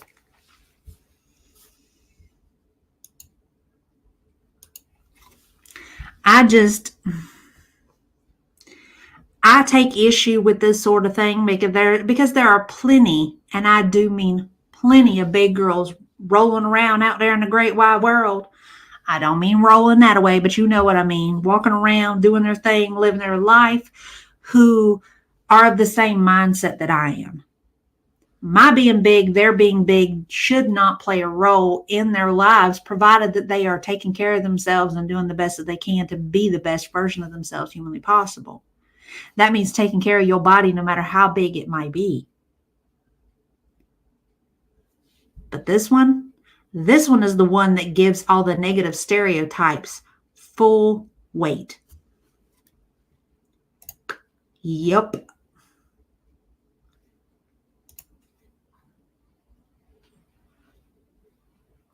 Oh, there's my girl. There's my girl. Hey, y'all. Okay, so took me a minute. And Heather took y'all's recommendation. Okay. Heather has changed her name to Krusty Kitty. And I'm totally loving that. Now that I know that it's you, girl, I really wish you would have said something. Okay. Fiona. Krusty is talking about my mom. My mom didn't play no games with folks. She was very straightforward. My mom treated Krusty just like that was her kid. And God's honest truth, if it had been me in that ER table with a wire hanger in my foot, my mother probably would have told me to shut up too. I done figured that out now. You should have said something from the jump, girl. You girl had me thinking, who the hell is this up in this chat talking about? She was just like that back in school. Girl, let me tell you. Girl, let me tell you. Okay. So, let's continue on with this. The street was like, pets and sexy man. I don't believe a word of that. Just a love. So I gotta keep a tight one on you, babe, because you might get snatched up. Don't worry, honey. They would bring him back. He wouldn't be gone maybe 5 minutes because the first time he opens his mouth, they would be tired of him. I have said this multiple times. Before Sala was formally introduced, in the photos that we saw of him, he was a reasonably nice looking fella. But most people have mastered the capability of taking a good photo. If they know the appropriate angle for themselves, the appropriate lighting, all of that, there ain't too many people who you can't make look good in a still photo. He might have been a 6 or a 7 in them photos.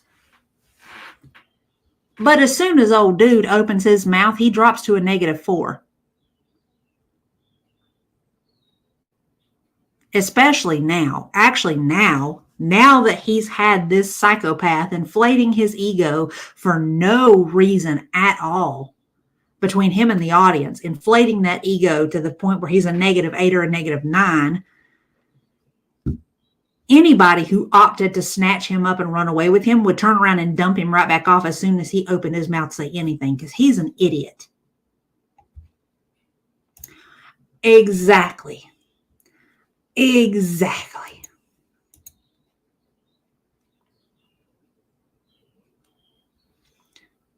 Right.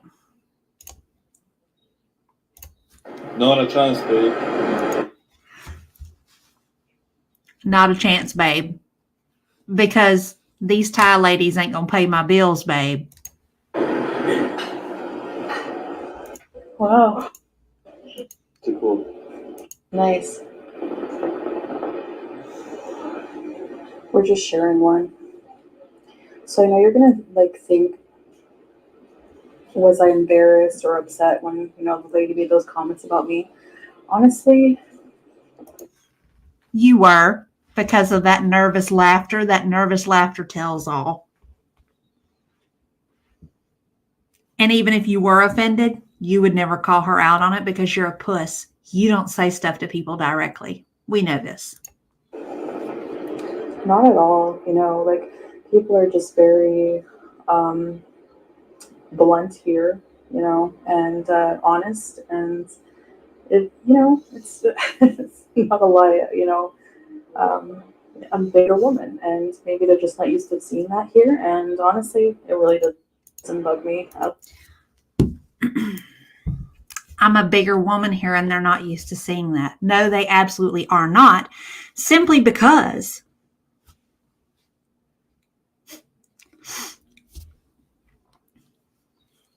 a small in Thailand clothing sizes is equivalent to a large. Wait, nope. Let me try that again. Thai sizes are smaller, okay? A U.S. small is a Thailand large. Sorry, I had a moment. People in Thailand are infinitely smaller than the average U.S. human being. Even a small female adult is a large in Thai sizes. So, ma'am, you are not just a large woman to them. You are a circus sideshow attraction to them.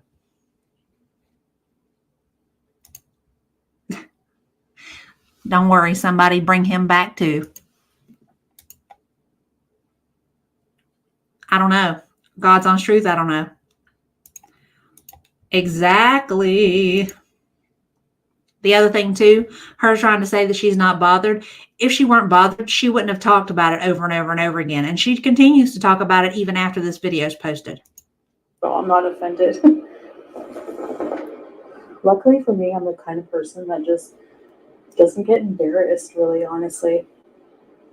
Even getting into the tuk-tuk, I edited myself out getting in some of it.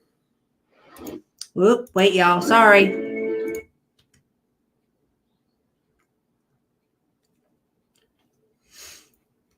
Skip. Over, and that's not very modest. You know, even though my past, I have a very different past with exposing myself. It's a new me now. So, yeah, the past is the past for a reason, right? So, trying to move on. I think those days are over. You know? Not that much has changed. You embarrassing yourself for money hasn't changed.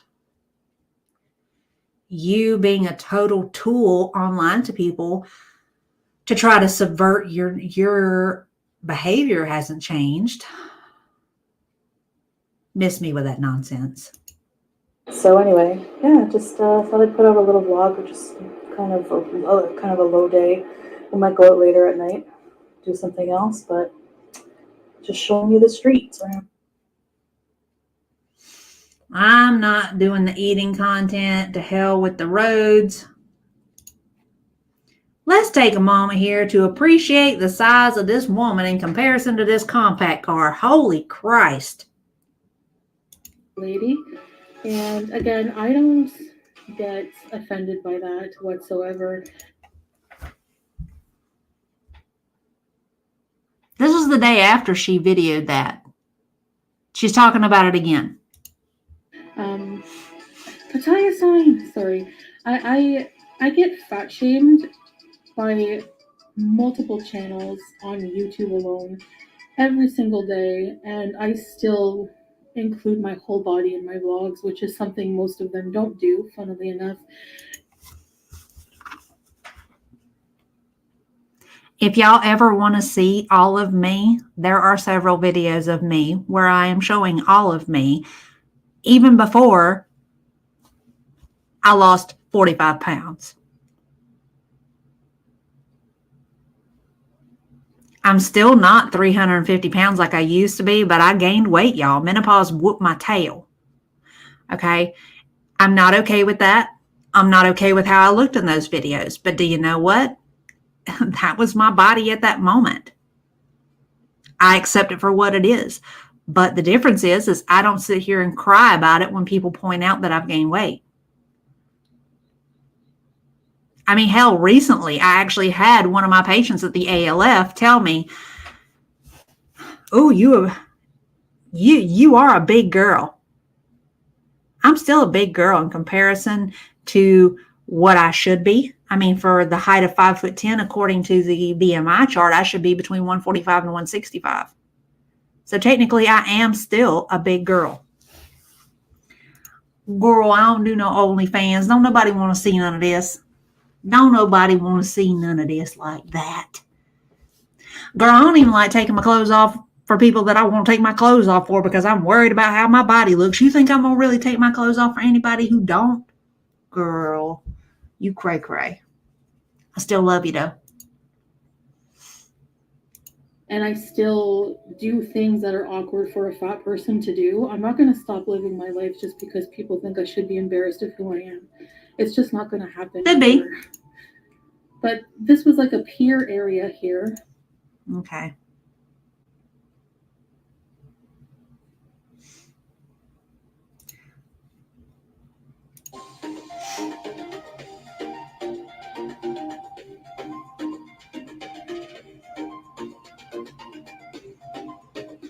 Hi guys, Hello. welcome from Pattaya City. Yeah. So how are you enjoying your vacation so far? I pause here because look at this.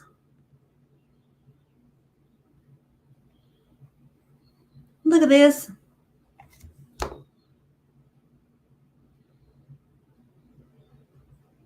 I mean, y'all see how I'm sitting here. I mean, I still got some poochie pooch going on there.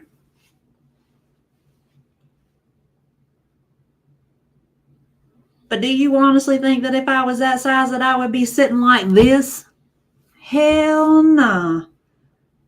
Goes back to that self-respect thing. I ain't ashamed of my body, but I'm gonna tell you this. I would not be putting all this on display like that. The other thing too, and Hannibal tickled the shit out of me with that whole blueberry meme on stream. Y'all killed me, straight killed me. I laughed so hard that I about shot tea out of my nose. I would, girl, if I was 15 feet tall, I would be in the NBA so fast. I mean, I ain't great at basketball. I wasn't great when I played, but man, that'd be some easy money.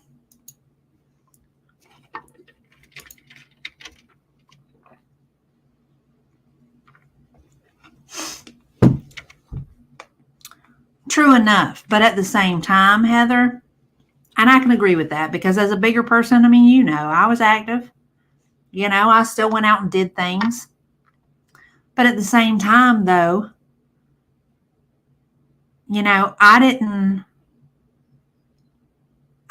want to stay that way. I wanted to be better. I wanted to do better. I wanted to have more. You know, she's content being the way she is, and no matter how much weight she gains, she's going to try to use it as a shield. How dare you fat shame me? You know, the fact is that if she wants better, if she wants to be able to do more, if she wants her health to be better, there's nobody in the world but her that can change it. And she doesn't want to because she wants to be able to continue to do what she's doing. She wants the best of both worlds, and you can't have it that way. Let's see what that is.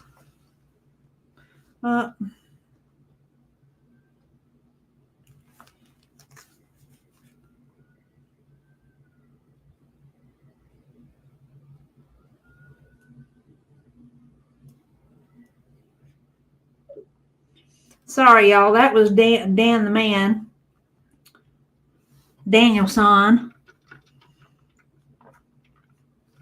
So, real quick before we continue in on the girl, I know this is going to sound crazy, but based on my assessment of things, unless you are somebody of note,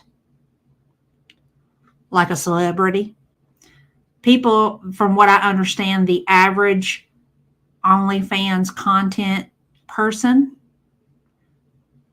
is only making $200-300 a month. But, you know, of course, those big name people like your Cardi B's and people like that, they're making millions. Because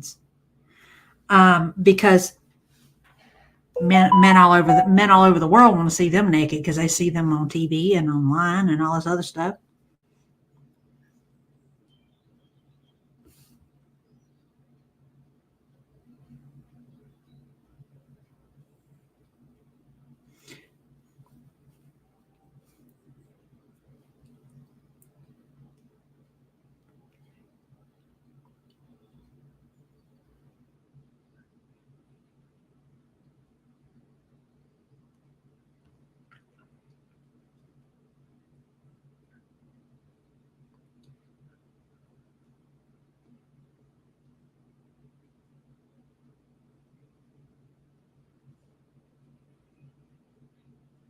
Hang on real quick, y'all. Sorry, we fixing to have to call Danielson,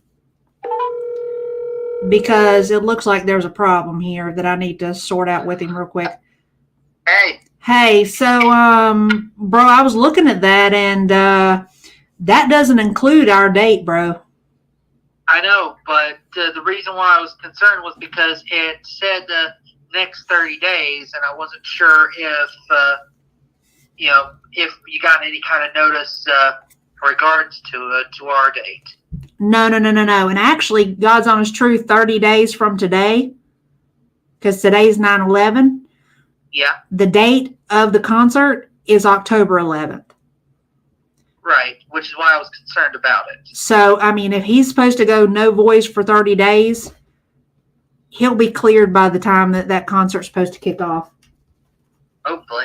So, I mean, based on what I'm seeing here, I mean, this is concert dates between today and our concert. So it looks like we're good, and we'll just kind of keep our eyes posted to see if there's any changes. Okay. Keep that situated though, because if they don't postpone it or they don't cancel, you should that way we're already set up just in case. Okay. All right. Sorry. Say hi. You technically right now you're on live with me. Oh, hello everybody. I just told him, I was like, sorry, y'all, got to take a pit stop. There's something I got to deal with. And it was just too much typing. So, all right. I'm going to get back to it. Okay. Hey, before you go, I actually wanted to point out something real quick about something that we discussed on live stream last time. Yeah. The girls that said that the room was all of a sudden filled with, doctors. Yeah. It kind of makes me wonder if maybe she mistook the entire radiology department as being full of doctors. Oh yeah. We talked about that. We talked about that at the time frame, because she said if you're working at the hospital, then you're a doctor to me. We talked about that, and we made jokes about the housekeeping staff could be a doctor. Yes. But I was thinking back to my time when I had clinical rotations at one facility. I won't say which one, but right, basically the CT department was like attached to the X-ray department. So it kind of makes me wonder if maybe she mistook the entire X-ray department as being full of doctors instead of. We done already talked about the fact that the girl is histrionic as shit, and she wants to make herself seem more important. So of course she called anybody and everybody around her in the room a doctor, because it makes her feel good about herself. But Heather's in the chat. She says, "Hi Daniel, is that red-faced Daniel? Can we talk about that?" Red-faced Daniel. Yeah, at one point we had you all red in the face talking about how funkified these girls are. All right, so I'm gonna let you get back to it, and I'm gonna get back to it. You got anything you want to say to these folks before you go? No, y'all have a good night. I hope everything continues to go well on the other end of your computer screens. Take it easy. All right, talk to you later. Talk to you later, kid. Bye. Bye. So, what prompted that? Sorry, y'all, about the intermission. Had to take care of that, and it was just too much to sit there and type, and it would be rude for me to sit here and text the entire time instead of just letting you in on the conversation. So, what that conversation is about, while Daniel was down here, me and him were sitting there watching YouTube, and I was farting around online, and I was like, dude, take a guess at what I'm looking at. And he's like, what? I said, bro, Aerosmith is on tour. They're coming to Tampa. Do we want to do this? He was like, oh, yeah. Yeah. We want to do that. He's like, they're not going to be touring much longer. So we bought 2 tickets to go see Aerosmith. It's their last go round. If you haven't seen them, because we haven't seen them, now would be the time, because after this tour, they are donezo. They are retiring. That's it for them. Daniel absolutely loves Aerosmith. I like some of their stuff, not all of their stuff, but it's still somebody that I haven't seen. So yeah, but he apparently saw it on Twitter that what's his face, Steven Tyler has been put on a singing break for 30 days, and he was worried because he was like, oh my God, oh my God, oh my God. Does that mean we're not going to get to see our concert? And that's why he texted. But yeah. And I will have video. I guess I'll vlog some of that, for you guys. Now our seats are not the greatest seats because it's like an open stage sort of deal. So they've got seats all the way around. And unfortunately, our seats are kind of behind the stage because, they were reasonably priced. Everything from the front of the stage was like $600 plus, even up in the nosebleeds. And I'm not paying that exorbitant amount of money to see somebody. So,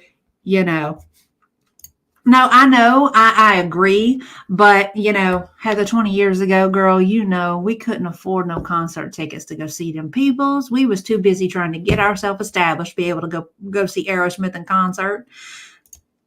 I like some of their songs. There's some of their songs I can completely jive with, and I am looking forward to seeing them live. But, I'm not a real big fan of everything they do. Daniel is, though. Daniel is all about some Aerosmith, real talk.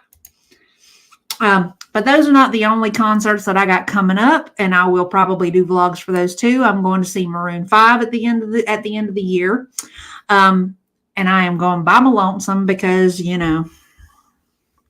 that's just the way it worked out.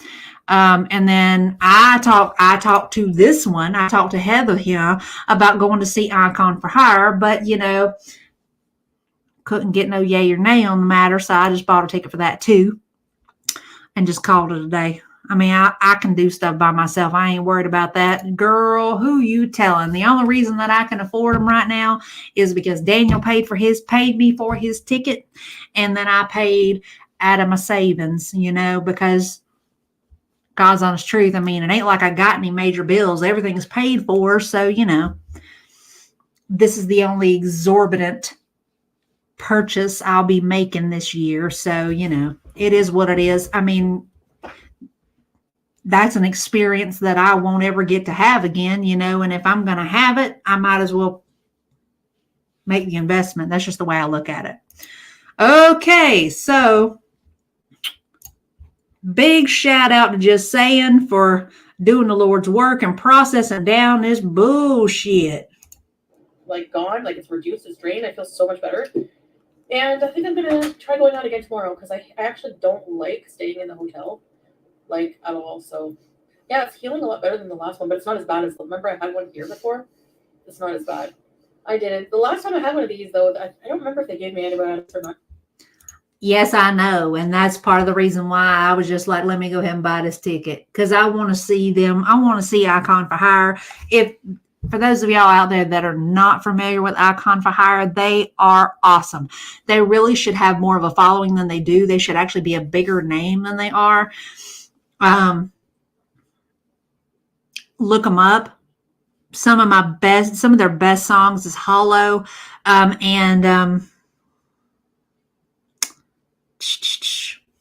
can't think of the other one. There's a few of them though. There's a lot of their songs that I really enjoy. And the lead singer, she is awesome. Or did they? I don't remember. I think sometimes they do, sometimes they don't. You guys have been tigers with Joe Exotic? Oh, Joe Exotic was a bad tiger owner, wasn't he? Yeah. Well, I'm glad you enjoyed it. I don't know. I enjoyed it. Like, I mean, a lot of people didn't and were freaking out. Obviously, a lot of it is just false outrage. A lot of it is just people there was a lot of comments just accusing us of directly abusing the tigers. It was just stupid nonsense. I understand people being concerned about animal welfare in captivity, but okay, so there's a lot of animals that are in captivity that are raised in captivity, so they're more docile. It doesn't mean that they're being abused. Some places, yeah, they're probably not as good. We didn't see anything particularly about the tiger park specifically. There's some tiger zoos we saw some controversial things about, but us, they looked well fed, they looked happy, the owners were the trainers, we never seen them whip them. They didn't even poke them really. You saw them poke the paws once in our video. We saw one tiger sleeping, and the tigers need to sleep 18 hours a day. So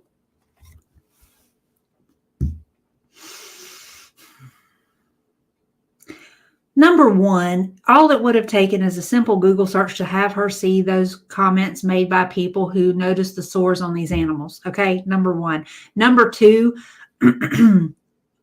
Of course, you didn't see them beat those animals because they're not fixing to beat those animals in front of people who are paying to see those animals. Abuse of animals generally takes place away from the public eye. Another thing, big cats do not necessarily sleep 18 hours a day. They do sleep. There's no question about that. The other thing, too, they are not necessarily nocturnal creatures. Oh, we're getting on to that. She keeps messing with it to the point that she pops it loose. You know, like, so not all animals like, there's also some that are for conservatorship or whatever, you know? Speaking to that, this particular establishment that they went to see these Siberian tigers are not a conservatorship. That is a park. That is, you pay us to look at these animals. You pay us to interact with these animals. Prime example, not far from here, maybe 10-minute drive from me, there is a big cat conservation center. It's called Bear Creek. Now, why it's called Bear Creek, I don't know. Maybe there's an actual creek there named Bear Creek. I don't know. When I found out that they were there, I have donated money to them, and I will continue to, because this place, Bear Creek, is a not-for-profit facility. They rescue animals that were injured. They rescue animals that were purchased and raised by people as pets who were ill-equipped to have them. They take these animals in because they have been domesticated. Now, nothing as large as a Siberian tiger, obviously, not thus far, but it's predominantly cat breeds, larger wild cat breeds that are native to Florida. There are bobcats, there are panthers, and things of that like. They even have servals. Servals are actually treated as domesticated pets, which should not necessarily be the case. Servals are not for everybody. Servals are a mixture of domesticated and wild animal breeds. Doesn't matter how much you breed them. That wild animal instinct is a part of how they're hardwired. At some point, I would like to go there and tour the facility, because this facility is actually run by a married couple, and they do not pay. You do not do that whole, I'm going to pay to interact with these animals. I'm going to pay to feed these animals. I'm going to pay to do whatever. The facility itself is actually free because they want to educate people. They will take you around. They will tell you about the animals. They will educate you on the things, the nuances of each individual breed of cat. They will tell you all about their eating habits, the environments they generally sleep in. They are there to educate the masses. Those places, like Bear Creek, are run strictly off of donations. Anytime an animal needs a bigger enclosure, or an enclosure needs repair, or anything of that nature, that is all funded through donationship from the community, myself included. The vet care they get, the food that they feed them, everything is all donated. There are actually a staff of people, and even the people that come in to work with these animals directly are volunteers.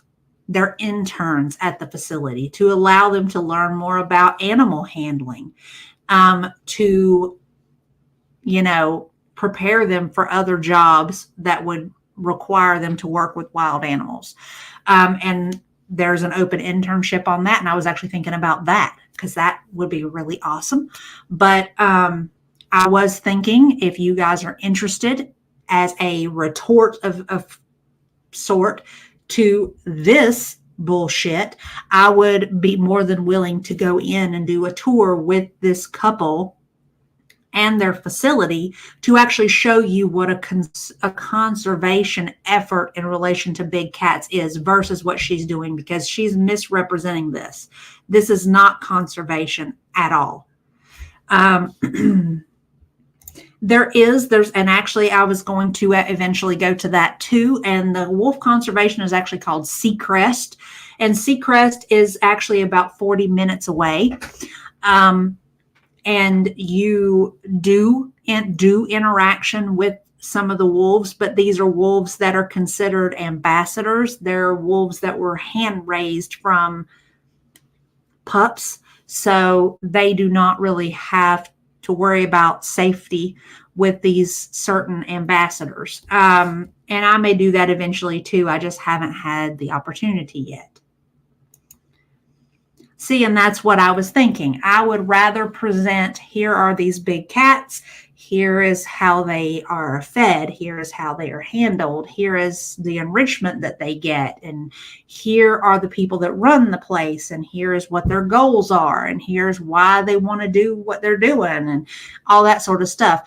Versus the, oh, well, I just wanted to go and touch a tiger, because that's exactly what she says at some point in this. I wanted to be able to go and touch a tiger. That is not always meant for you. It goes back to the Lucyism. Just because you can does not mean you should. Conservation. Yeah, it is false outrage. Anything to do with me is a big deal, okay? It is not false outrage when you are paying money to facilities who utilize animals as product. Exactly. People need drama for money. People need drama to feed their kids. People need drama to put their kids through college. That's all it is. You know, like, I can understand being like concerned about the welfare of animals. So are we. Like for example, in Thailand, there's also a lot of elephant tourism. Okay, some places you can ride them. Some places are less ethical than the ones that are like for conservation, the ones that are actual sanctuaries, you know. That park is not a sanctuary. I don't know if it's like a sanctuary. It's like a tiger park. It's like, it's not a zoo. Never like. It's not a zoo. It's not a conservation effort. It's a park, which basically means it's a tourist attraction, which means they are utilizing those tigers to make money off of you. So you paying money to take your picture with the tiger and to touch a tiger is you contributing to mistreatment of animals. There is no such thing as false outrage when you are contributing monetarily to these animals being treated like a product. Wish anything bad on the animals, you know. The tigers looked happy. Like, they didn't look, I don't know. The one was awake and alert, and I don't know. Maybe they looked a bit annoyed, but you know, some of them looked happy. Said by a woman who listened to her elderly cat cry in pain for months and tried to say that it looked happy. She was happy. She had everything she needed. Ma'am, you are not the appropriate gauge as to whether or not is actually happy or well cared for. We didn't see anything like really bad about it. I don't know. You wouldn't, because you got what you wanted. You got your photo, you got your video, you got your travel vlog documentation. His clothes.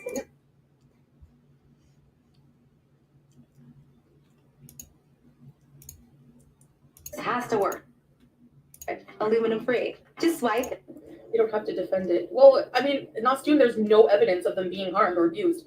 People are just speculating that they're drugged. How do you know if there's no proof? That's a constant thing, Heather. And they say that they help the tiger. Some places do. Some places don't. Some places do. If you don't have evidence and you don't have proof, why accuse it? And why with the false outrage right off the bat? Oh, she's an animal abuser. Like, some people are legit using defamatory comments like, she abuses tigers. Like, dude, like, I can sue you for that. That's defamatory. I'm not going to bother with your butt, but like, that's defamatory. I mean, you know, you don't know for sure. You don't know. Before the hijab, when she was still in her whole drug addict, I'm a sex kitten thing, prior to this, after she shaved her head, she wore multiple bad wigs. You've seen video of that. At that time frame, it was the hair. She would touch the hair, and she would touch her face, and she'd touch the hair, and she'd touch the hair, and she'd touch the hair. This is a fidgety thing on her part. Yes, she does. Google search. No, there's nothing about the tiger park we went to that said anything bad about, we saw the people interacting with them very nicely, and the tiger seemed happy and playful. There was one large tiger who was rolled on his back like this, and like. That is not a natural behavior for tigers, by the way. You shouldn't be supporting animals in captivity. So nobody has ever gone to a zoo. Nobody's ever gone, why am I the only one getting crap for this? The problem with animals in captivity, if they're treated right, and if they're not abused, and if there's nothing, you know what I mean? There's nothing really wrong. Plus, I really, really wanted to be close to a tiger. I think they're amazing creatures, That should have been all she said. I wanted to be close to a tiger. That was it. Stop trying to give all these excuses. I wanted what I wanted. That's it. I'm not discussing it. If you don't like it, don't watch, whatever. All of this is justification for the fact that she did something that she wanted.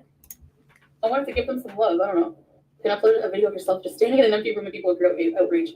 Absolutely. I mean, they create outrage over nothing. There's nothing. There's nothing for them to even comment about it at this point anymore. They comment about my religion. Meanwhile, one streamer is supposedly Jewish, doesn't do Shabbos or doesn't do anything else, but I'm the only one, right? I have to be a perfect Muslim. Get a life. Please go travel. Please show yourselves and then judge people. All right? At least go on camera. I'll do all that and then some for you.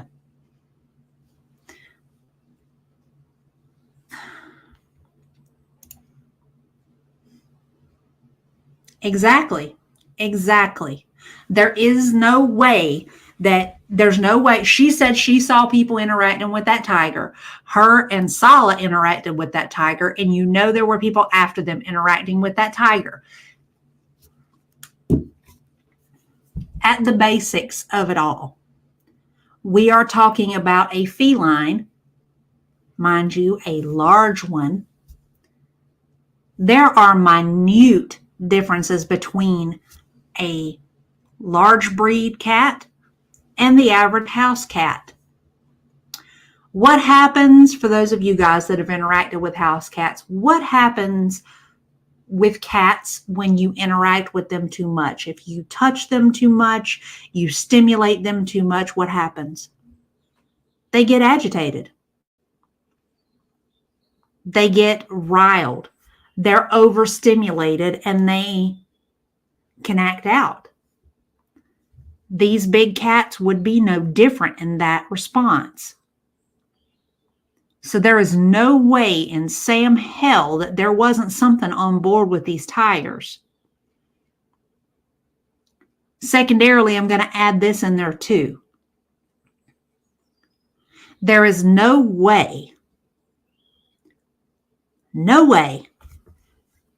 that without sedating that animal, that it is 100% safe for you to be all up on this animal, propped up for a photo, rubbing all over it, messing with it, without that animal responding in some way. And you can try to claim that because it's raised in captivity that it makes it safer. It does not. Ask Siegfried and Roy. They can tell you that for sure. Siegfried and Roy had those white tigers for years. And what happened? Tiger mauled the fuck out of one of them is what happened. That animal is to be treated with respect. And what that facility did with them is not respectful. Drugging them or making them, chemically altering them in some kind of way is not respect to that animal. And you going out of your way so that you can get your video and your pictures is not respectful either. That's why I offered up going to Bear Creek to actually showing you what a conservation effort looks like in relation to big cats. Now, I don't know, and I would have to see. Is there the possibility that they may allow interaction with these animals at this conservation site? It's possible. I don't know. I'll have to see. Do I think that if that is a possibility that they're going to be particular about that interaction? I would hope that they would be. but we'll have to see. Right. That goes for any animal. Right.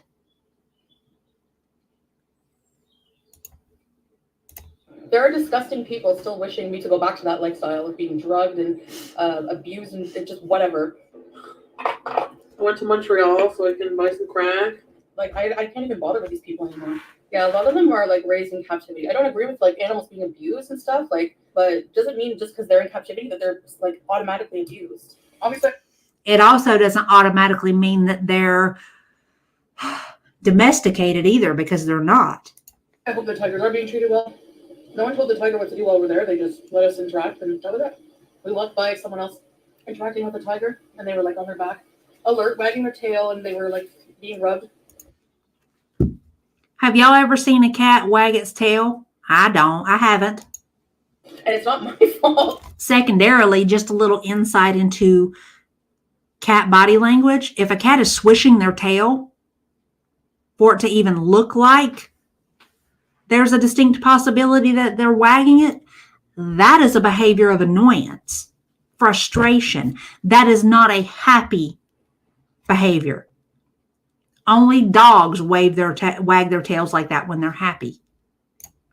Like, you know, I don't know.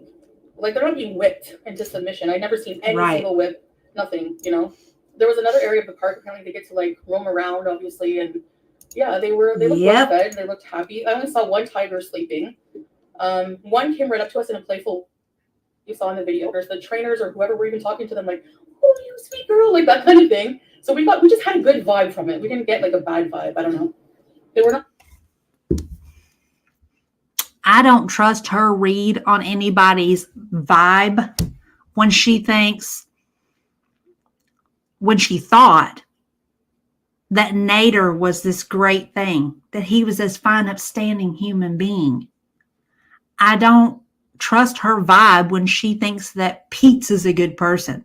I don't trust her vibe when she thinks that Sala is a good person. I don't trust her vibe when she thinks Negs is a good person. I don't trust her read of people. I don't trust her read of anything. She's an idiot. Not Amber Girl Tigers. Someone contacted me and they're doing an article. Here we go. Can you believe somebody did an article about the cheese graveyard? I'll never get over that.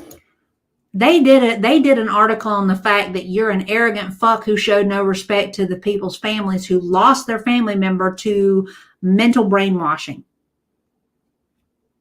Read the fucking room. Jesus Christ.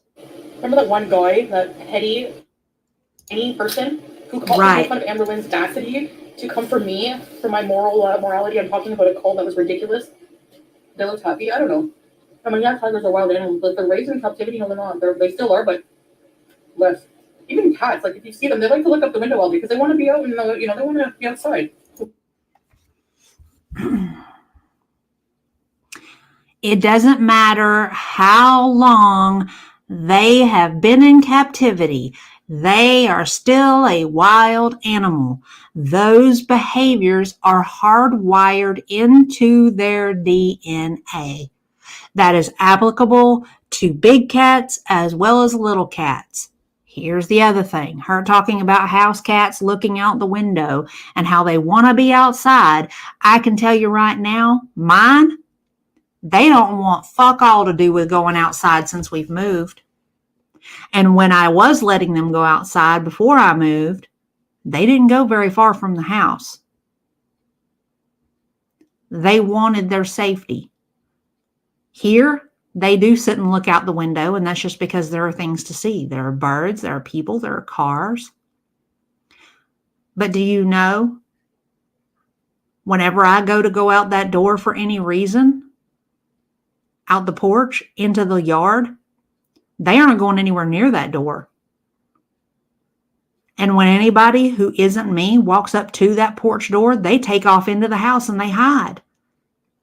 When Daniel was here, they literally hid in the bedroom to the point where I had to move their litter box and their food bowls and their water bowl into the bedroom because Daniel being here terrified the shit out of them.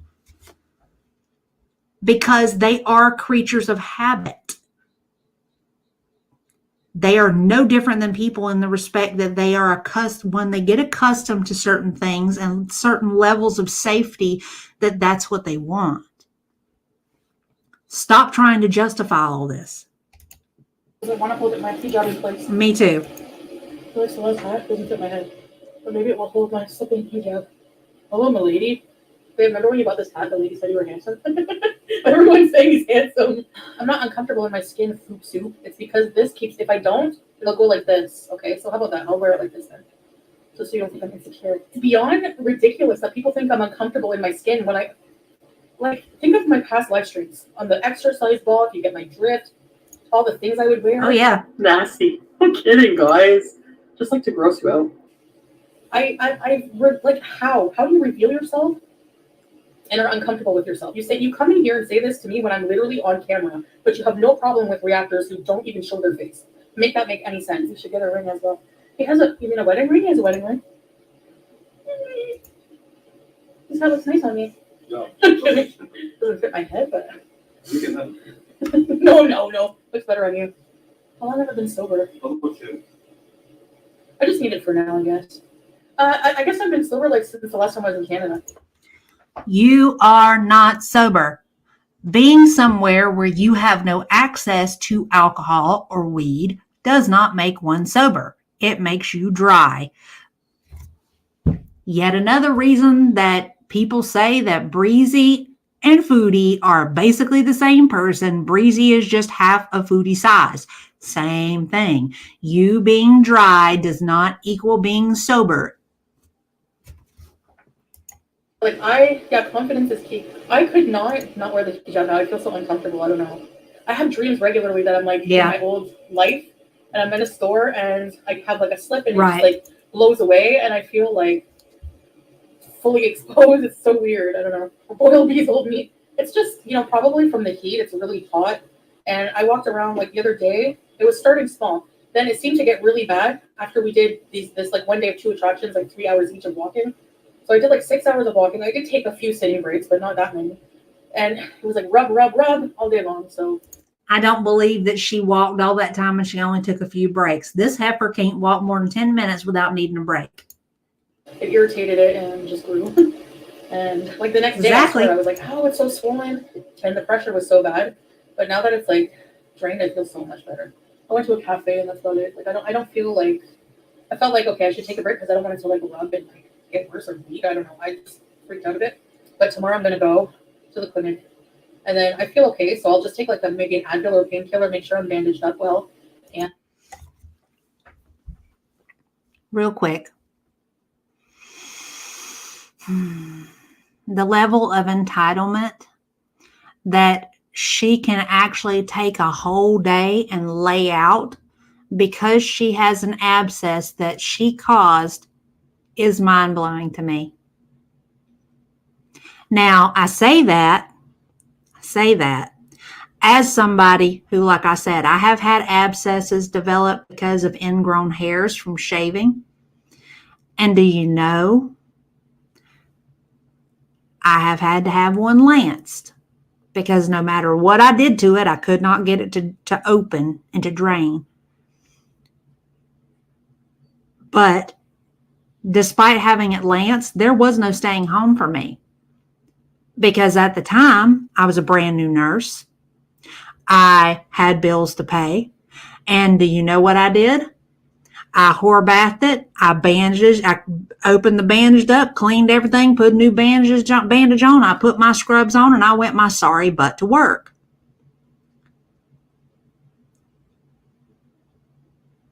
I have worked with an abscess that's been opened. The level of entitlement that a single little abscess is enough to take a whole break. Exactly. True enough, but she ain't gonna hear that. And hit the road and do some other activities because I wanted to take advantage of while I'm here, right? Because who knows if I'll ever get to come back here, and I'll have regret later, like, oh, I should have done this, I should have done that. Am I your favorite babe? Not Julia? Aww. Things I'm missing and I kind of really want to go home for. My pets, That's not uncommon. So bad. I have dreams of kissing them every night, squeezing and kissing them. 2, pickles. I want pickles. Cheese. With cheese. We're going to bypass the food conversation. Susie, can I get a tampon?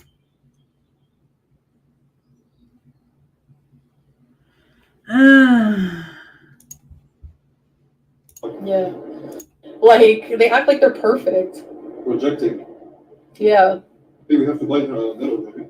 I always offered. Wayfair had a sale one time. I said, hey, I'll send you a mirror. Yeah. She was laughing at your situation. Well, I wouldn't put it past her. She laughed at they made an entire joke of what I went through with you-know-who the whole time. The whole time. Even to this day, like when they talk about what he's done, they talk about like May, they talk about everyone else, doo-doo, everyone, except me.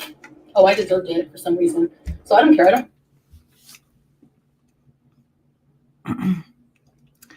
Pointing out that you egged on a situation with someone you claimed was abusing you is what they're pointing out.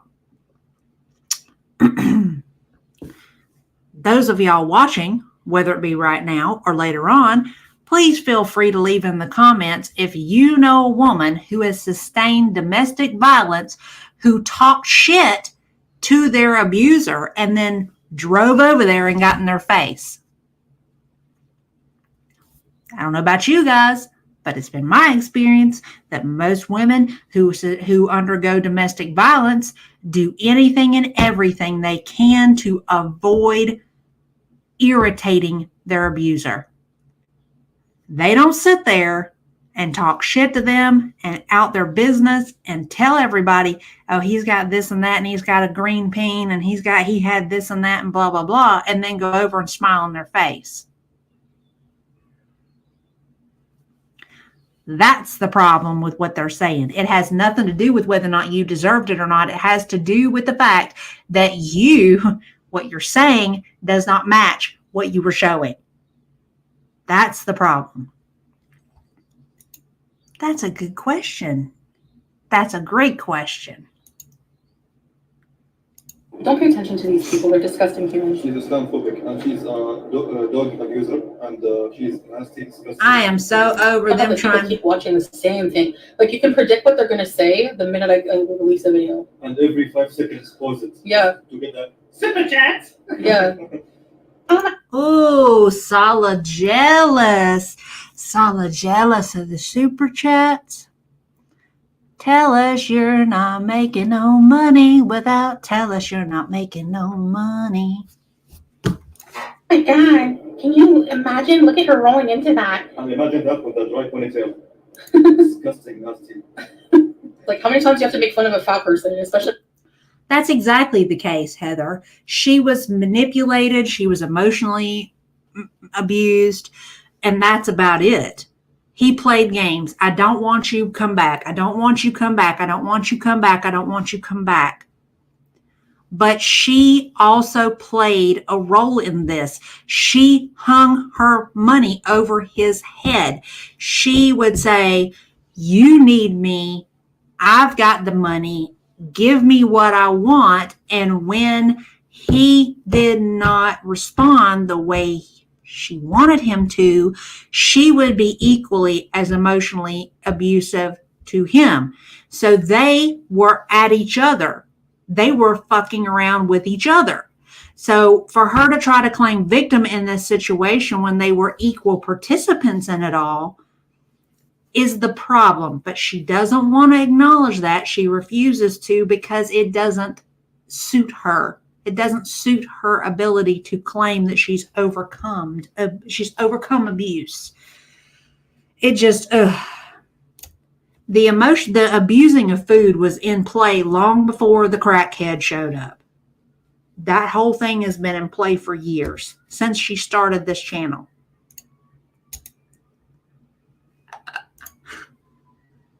When you're fat yourself, how is that content? Nobody even wants to watch it. No. They're already making videos of your chin slip for sure. How many? Okay, let's take a bet. How many thumbnails do you think might? Oh, we missed that, huh? Where was that at? Let's back up.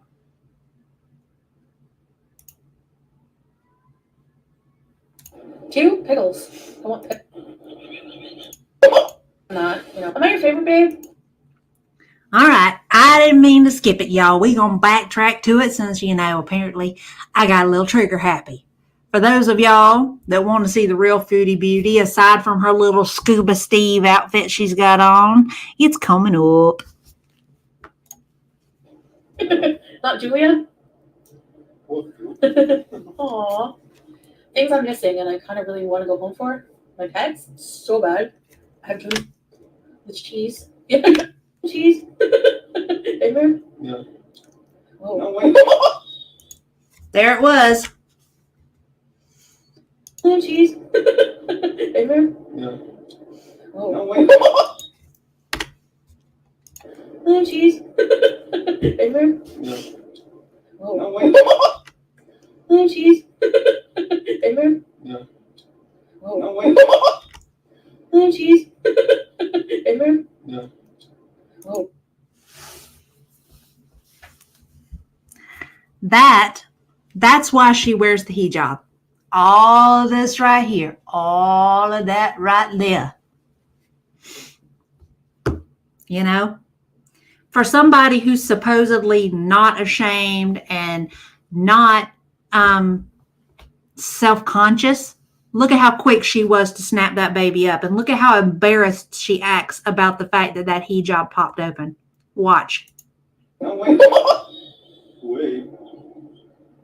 No, wait, what? That was a laugh of embarrassment on her part. She has said, and it's documented because she uploaded it and it is still uploaded, that she wanted to wear the hijab to cover herself, to cover her bald head. This is not her donning this hijab because of modesty and her respect for Allah. Because if that were the case, there would be a lot of things that she wouldn't do wearing this hijab, but she does.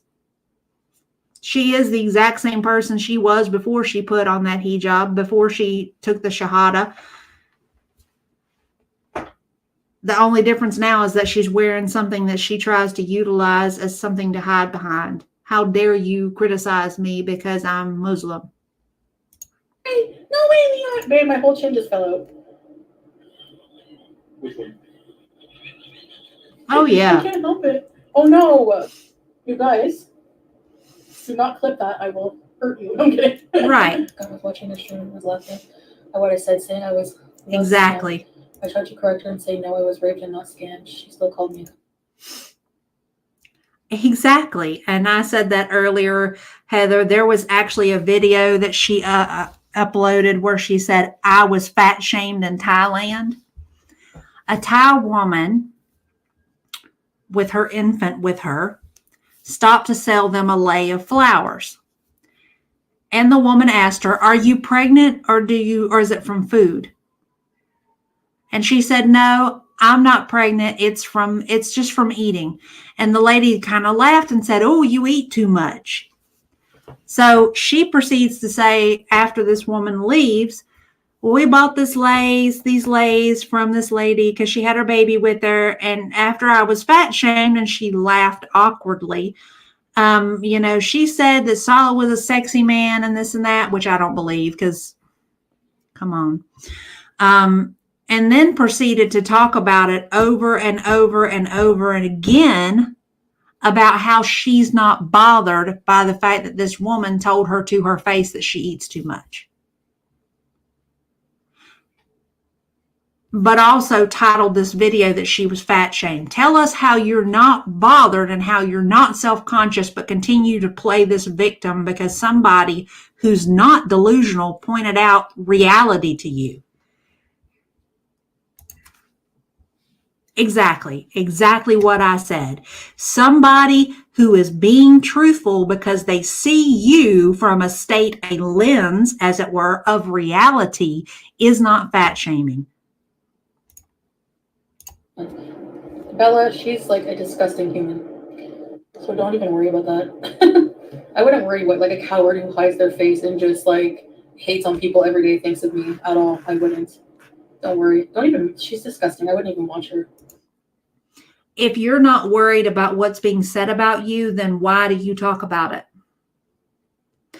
If you're not worried about what people are saying about you, then why are you watching every channel, every video that mentions your name in it? And we know that you do because you know about things said about you by every channel that mentions you. We know this. You have made it abundantly clear. Spare us your bullshit. She's nasty as fuck. Yeah. God. Worry about your fake husband instead of shaming other people. Like, how does somebody who's like shaped like her, overweight, make fun of someone else, how they get on a boat or whatever? You're not doing anything. You just hide your face. You're a coward. Go travel. Or go out with your fake husband.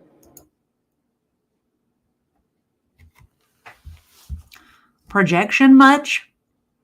She's talking about French Fried Girl, who, by the way, isn't married yet, but who has had a man, the same man, for years, calling FFG's boyfriend a fake husband. Isn't that interesting coming from somebody who's paying a man to be with her and has paid other men to be with her? Lumberjack. Yeah, right. What a joke. Yeah. Oh, yeah, we have a fake marriage. Secondarily, Sala don't need to talk about nobody because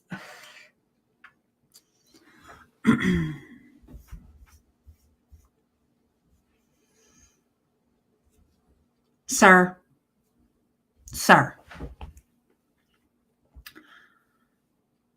Mr. Double Black Belt, whatever the hell, you don't even have the strength to kick your own ass, much less anybody else's.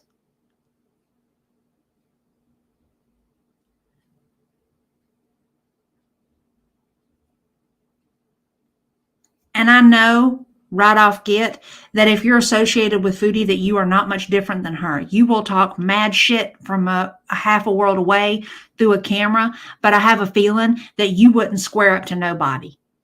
Nobody.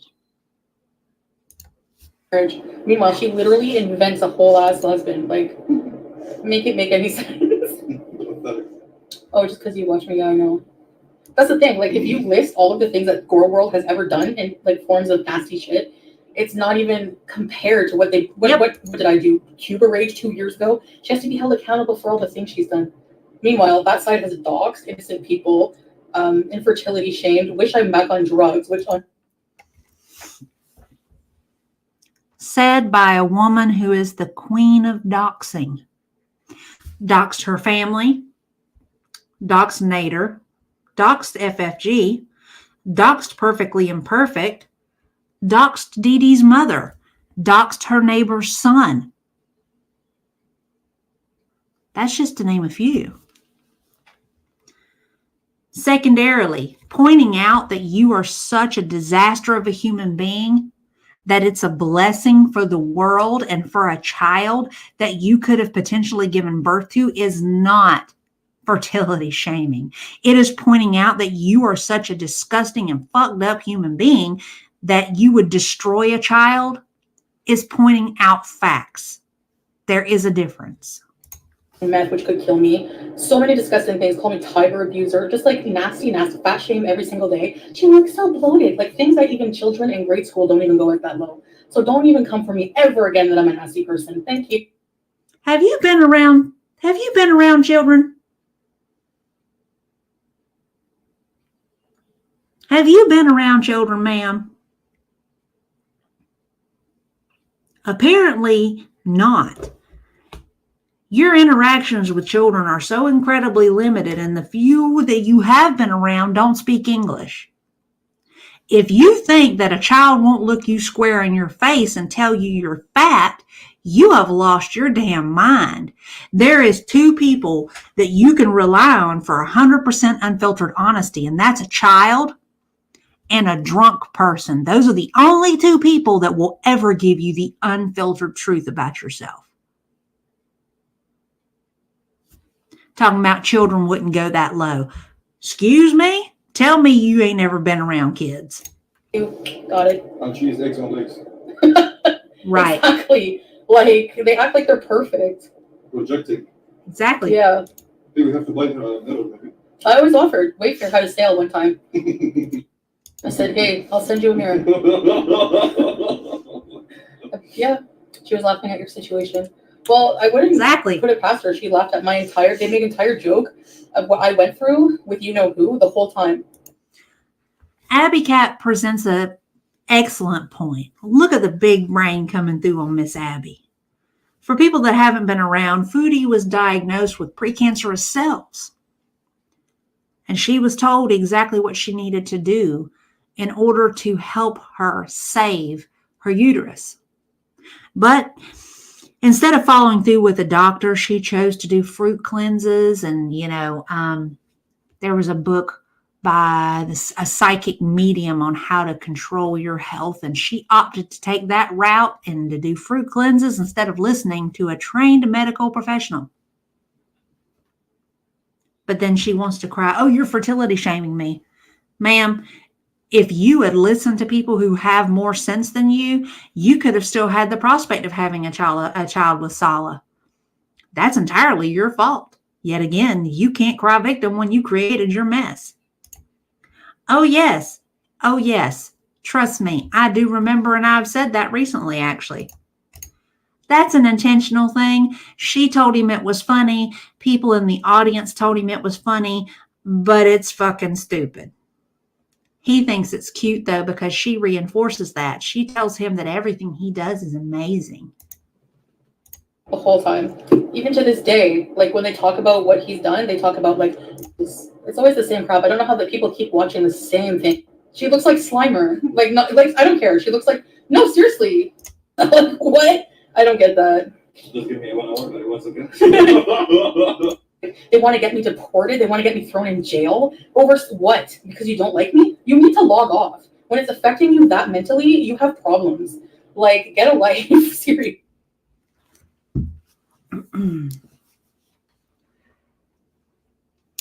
They want you to understand that you are not untouchable, that you are not special, that you are not above recourse, that the rules apply to you just the same as they do for everyone else. You, ma'am, have broken the law. You are currently living illegally in a country that you are not qualified to hold residence in. That is what they want you to understand. Yes, she loves to try to claim that other people, this is the same one that said she's hotter than 90% of YouTube. She can get the fuck out of here. I can't. We're going MIA and they're calling it a love scam is racist as fuck. They do say a lot of things like that. That's the thing. They get away with a lot that I would be crucified for and canceled for again. But the problem is that's why they're mad and they keep trying to cancel me because they can't. I'm uncancelable. I don't care what you think about me. I don't care if I make you mad. I don't care if I piss you off. So how, you know what I mean? I don't care what you think about me. I don't care that you think I'm fat or gross. And I don't care if you think I'm an abuser, whatever you think of me. I don't care. And I'm going to keep living my life happily, doing content. This entire video, does this come across like somebody who's happy? Look at that face. That's smug. That is smug. At the end of pinky flagging and you can cancel me, you can't cancel me, I'm gonna do what I want, I'm gonna say what I want, blah blah blah blah blah. This is not the behavior of a happy person. You know? Boom, Heather coming through with the big brain energy. Exactly. That is pointed out quite a bit. And her response is always, I'm defending myself. Boo-boo, if you were so happy, you wouldn't even know what people had to say about you because you'd be too busy living your life, right? I done dealt with a lot of miserable assholes over the years. A lot of miserable assholes. And I'm going to tell you the God's honest truth. When I'm happy, I don't give two fucks what people have to say about me. I don't care what they think. I don't. Somebody who is a happy person is not going to spend an hour or more lashing out at anybody who has anything to say about anything in my life. So, all projection, baby. Let's get past the smug. People have tried unsubscribing to me because they wanted to prove a point. Go for it. You're not going to ever affect me. I don't care. Yep. People unsubscribing from her are unsubscribing to her because they're not wanting to be associated because of the fact that Marty is going after her. But why? I'm queen of don't give a shit. That's not the way. Exactly. That's because she's full of shit, Heather. You'll have to kill me. And as I've said before, even if you kill me, I will stop. I will just like not give you a reaction. I don't care. Actually, I did get one super chat. I don't care. I don't rely on that. I don't care. You can cut the jealousy with a knife. Exactly. Because she herself has said this is not about money for her. This is about attention. Above all else, above the food, above the drugs, above the men, attention means more to her than everything. God's honest truth, if reaction channels wanted to really fuck her up, they would just stop talking about her completely. Prime example of this behavior. When French Fried Girl was doing videos on Evie, what happened? FFG started devoting more time and energy to the videos about Evie than she was about Chantal. Chantal reached out to Evie and made an attempt to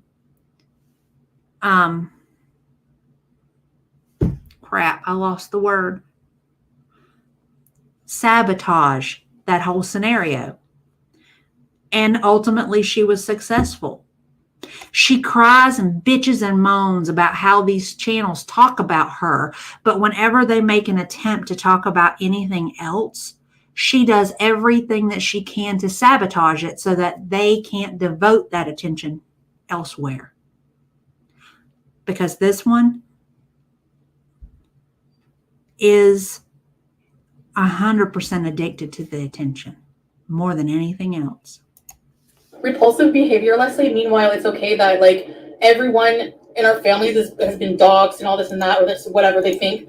Are you kidding? Are you really kidding? Get a life. Thank you. Well, if you're dead, no reaction. Yeah, they all act like they want me on YouTube. That's off of YouTube, and they want me to fail. What are you going to do for content? What?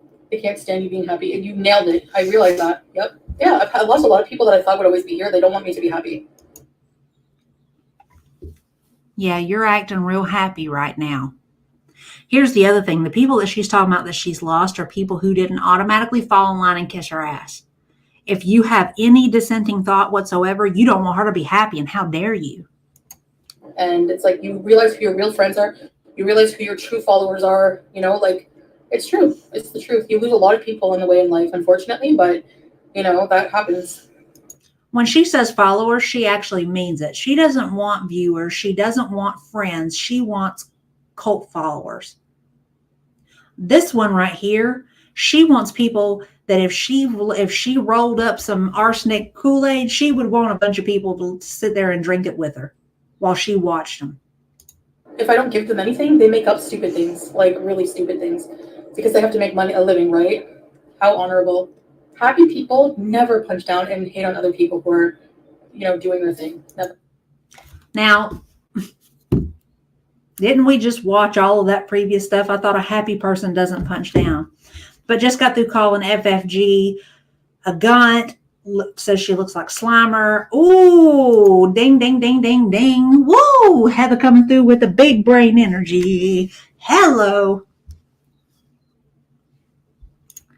Exactly, Abby Cat. And she doesn't give two fucks about having friends. She just wants somebody to co-sign the foolishness, to tell her that what she's doing is okay. That's all she wants. I really try not to go low like that, and I've never done anything or said things that and a lot of these nasty people have done, and they cheer each other on, and yeah, let's bring her down. Excuse me? Like, okay, let's do illegal stuff. They're just completely just because they don't travel, they don't go on adventures. Yeah, like where did what's her face go? To Cornwall? Like to go see Shannon or to like stalk my hometown? That's about it. Some stupid people saying, why she do this? Why she didn't do this? What? And she must do this. She must not do this. Oh yeah. Go friggin' book your ticket and travel to Thailand and show us how to do and how to not do, right? Yeah. Shut up, Sala. Nobody asked your opinion. Exactly. Do your own vacation then. Like, how are you going to judge somebody on vacation? Make it logical. There's nobody else who does travel vlogs where they have leechy people stealing their content just to go, okay, so this is a boring vlog. Like, well, why are you watching it then?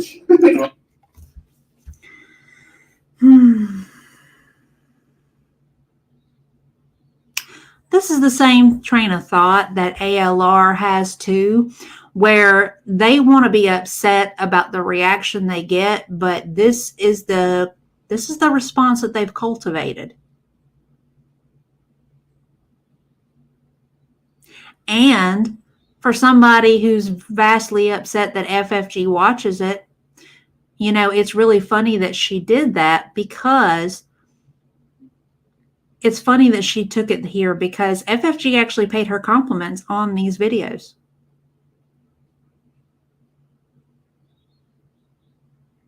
The problem is all on her end. Plenty of people have said that there's nothing wrong with the content other than some of the stuff that she's choosing to do. You know, people are finding it amusing. You know, she's probably had more views on this Thailand content than she's had on anything in Kuwait, because they don't do shit in Kuwait.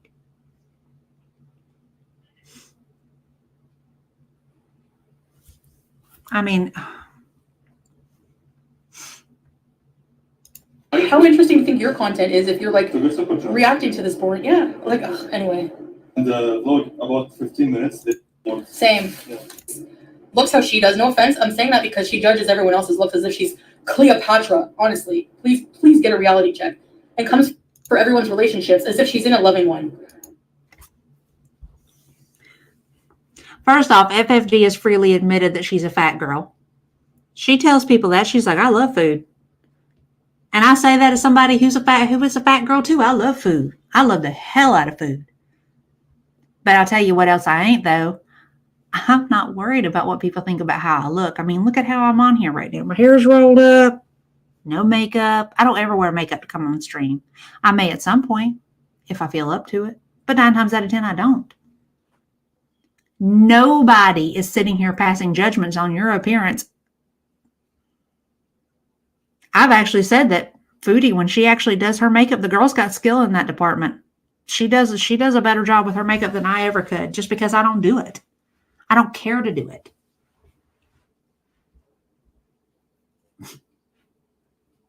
And as to the whole relationship thing, FFG's been with the same guy for years. Years. Come the fuck on. Exactly.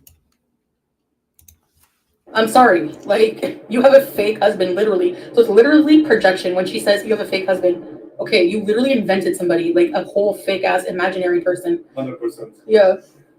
Stay MAD. Yeah. Stay mad. Yep. Say what you want about us. We don't care. But still sitting here talking about it. It just keeps getting worse. Well, that was too close. This was it? Okay, Claude, I saw their claws. Imagine standing eye to eye with a tiger, a creature of immense strength and beauty. Now imagine that same creature, once a symbol of power and resilience, reduced to a mere prop for holiday snapshots. This is the reality for the tigers of Thailand's infamous tiger temples. In these establishments, these majestic creatures are subjected to inhumane treatment and exploitation. Their days are spent in the scorching heat, confined in small cages, and their nights are filled with the dread of punishment for... Does this look like a happy cat to you guys? ...any sign of defiance. This is no life for a tiger. The tigers, apex predators by design, are stripped of their inherent nature. They are... Look at this. Look at this animal, y'all. Look at this animal. Pacified, subdued, and manipulated to create an illusion of safety for tourists seeking an exotic photo opportunity. This illusion is made. You see that cat? You see that cat's ears? That is not a cat that is content. Felines only flatten their ears out like that when they're irritated. Maintained through a regime of abuse, where these magnificent creatures are hit with wooden sticks or even drugged for non-compliance. The cubs, the adorable draw for many tourists, are separated from their mothers far too soon. In the wild, a tiger cub stays with its mother for approximately 2 years, learning the skills necessary for survival. In these temples, however, the cubs are torn away from their mothers when they are less than 2 weeks old, a practice that is as unnatural as it is cruel. The cycle of abuse doesn't end there. The tiger temples are deeply entwined in the grim web of the illegal wildlife market. Tigers that are no longer of use to the temples, those too old, injured, or deformed, are sold off. They are led away under the cover of darkness, tranquilized and transported to tiger farms where their fate is sealed. In summary, Thailand's tiger temples are establishments of exploitation and abuse, where the welfare of the tiger is sacrificed for profit. The tigers, once fierce and free, are subdued and manipulated for the sake of tourist entertainment. The cubs are torn away from their mothers far too soon, and the tigers that are no longer of use are sold into the illegal wildlife market. This is the harsh reality of Thailand's tiger temples, a reality that is far removed from the picturesque scenes presented to the world. It is a reminder of the suffering that can lurk behind the allure of exotic tourist attractions and the importance of ethical tourism. Remember, every choice we make as tourists can either contribute to the problem or be part of the solution. Choose wisely. Big shout out to JustSayin on that, because the God's honest truth, I mean, I don't give two shits exactly what she tries to use to justify what she did. That is not okay. Yep. The other thing too that I don't think was mentioned in that too is that, you know, they're also sold off to those camps where you can actually pay to hunt them, and no animal deserves that. No animal deserves that. You know what I'm saying? I mean, I understand the conservation effort and being able to protect them, especially when they get to a point where they have had injuries and they have been in human care to the point where they may not actually be able to function on their own, or they're being kept for their safety because, you know, they have a tendency to travel into highly residential areas taken over by humans. But I mean, that is for the animal's safety. That is not for human entertainment. That is not for money. That is not for, you know, manipulation of the animal of any, you know, to the human's benefit. You know what I'm saying? So, no one, including Foodie, should be surprised that people have an issue with it, you know? So, I mean, that's just more delusion on her part. Hang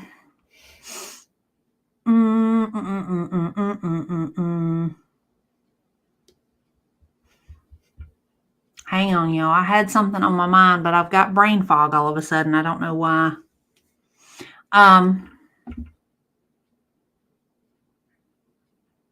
There was something else. Hang on, y'all. I'm sorry. I'm having a moment.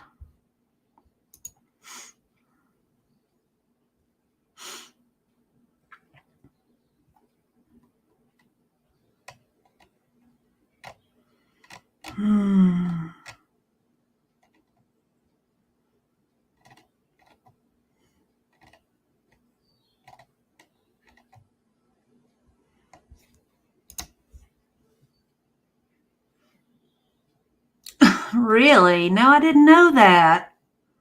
That's wild, though. She's not surprised as what she... Right, exactly. You know, I mean, I hate to say it, but I mean, if she's going to be an asshole, she should just say, I'm going to do what I want. I don't care what you think, whatever. and then just not answer any of the reaction channels, not answer any of the comments, you know, just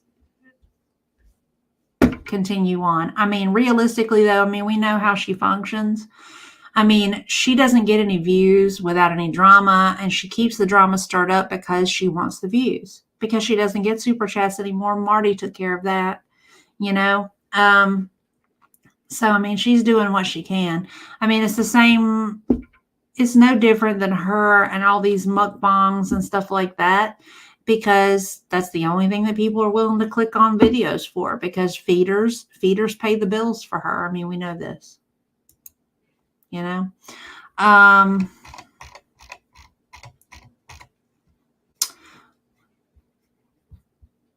Okay, I didn't see what I was going to cover, so, you know, I'm going to stop that. Personal updates on me. Still working. All of my shifts from this past weekend were all through agency. I went to 2 different places. And apparently, one of the places are already asking for me. I got an email today from the young lady at the agency saying, hey, this facility sent me an email asking if you would come back today. I know you worked all weekend. They said they would even pay you extra, you know, a shift bonus, whatever. I didn't answer the email. I'm probably going to send an answer back telling them sorry that I wasn't feeling great, and that's why I didn't answer. And at the time that I saw it, I did swipe it off because I wasn't feeling great. I was just like, no. Actually, in that facility, that specific facility actually wasn't too bad. I mean, it was a nursing home, but I only had 25 patients, which is great in comparison to some of the others that I've had. I've had upwards of 45 patients at a nursing home on night shift. So 25, that's cakewalk by comparison. It's just the ones that they had, their particular patients, you know, even though it was only 25 of them, there were several of them that were extremely, extremely needy. Clock watchers that want PRN medication without asking for it and stuff like that. They expect you to come in right down to the minute. I want my pain medication. And it's like, it doesn't work that way, boo-boo. And you know what? I don't work here. So you're not playing that game with me. You're not getting shit until you ask for it. Sorry. And I actually told the nurse that I relieved, who actually came in the next morning to relieve me, I said, I'm going to make a lot of people mad in here if that's how they function, because I'm not doing that. If they're in their beds knocked out asleep, I'm not waking them up to give them a PRN medication. If it's not scheduled, they're not getting it unless they wake up and they ask for it. Sorry, not sorry. Because I'm not about to have it insinuated in the slightest that I'm trying to medicate people to make sure that they stay asleep. I'm just not doing that. But apparently I made a rather decent impression on the facility if they're asking for me specifically. The other place that I went to was through a different agency, the second agency that I told you guys that I signed up with, and it was all right. But I can't be mad, you know, and I'm not complaining, because God's honest truth, I'm making more money this way than I would be working for the facility directly. And I'm making more money than I'm making at the ALF. And I'm actually at that point where I'm considering backing my hours down at the ALF, because I've told you guys about the problems I've had with that, with the ALF and with the administrator there. Until some changes are made, I have really no desire to do any more there than I really have to. I know that makes me sound kind of flaky, but I mean, all of my priorities in relation to work right now are kind of lining up with what I told you guys at the very beginning, you know, in the personal videos that I was doing. Realistically, no offense to anybody, I mean, I don't really have any major need to work, because I don't have any serious bills anymore. Thankfully, praise be to the Lord Almighty. but I don't really have a desire to sell my life away like that. I would really rather work just a minimum amount that I need to make sure that my needs are met. My gas is paid for, my groceries are paid for, my animals are cared for, all that sort of stuff. And that's really all I have interest in doing at this point. I mean, unless something changes, unless I have a goal that requires me to do extra, I don't want to do it. I just don't. I'm at a point where after working multiple jobs through COVID like that,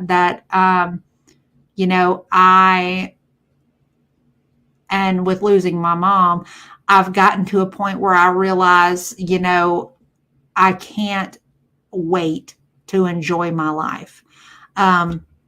Because, my mom, that was my mom. That was my mom up until the point that she was gone. That she had plans to enjoy her life that she never actually got to fulfill. And I don't want to be like that. I mean, I want to be able to enjoy my life a little bit while I'm still healthy enough to do it, So that's kind of my priority, Everything was different. Having my mom gone made me do some serious reevaluation to how I do things now. And, like I said, I may sound flaky because of the fact that I'm just like, I don't want to do this and I'm not going to do that. That's, that's just where I'm at. I mean, that's with the chain of events that have brought me here. And, maybe my priorities will change again and I'll go back to running myself wide open. But, in the meantime, I'm not doing that anymore. And I got to say, I'm incredibly privileged to be able to say that I can do that. But with working agency the way that I am and the fact that I make more money this way, that means fewer nights lost to working. And I can stay home and I can cook and I can spend time with my fuzzies. I can spend time with you guys and we can talk nonsense and I can act a fool online and, I can go out and do things, so that's where I'm at, Everything in this life has its season, and this is the season that I'm in, if that makes any sense. So, now that I've said all that, you guys have anything in particular y'all want to talk about? There's 15 of y'all. I'm sure somebody has a question, has a topic, has something they want me to touch on. So let's do it. What you got?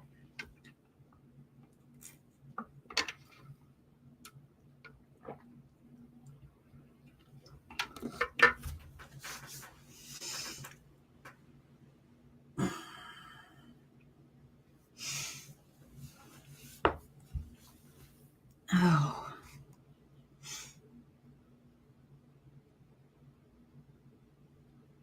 Everybody is oddly quiet. Are you guys must, some of y'all must be doing the replay, catching up and all that. It's got to be.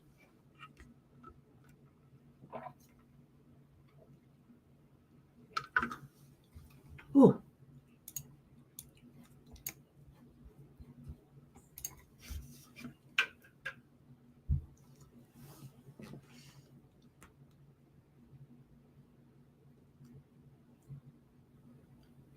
Oop, I didn't see.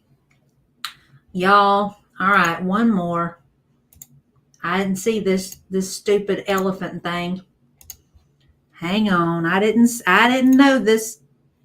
Why didn't we do this last year? I didn't know that Chunky Butt put another video up. Why didn't y'all tell me about that? Remember the pain?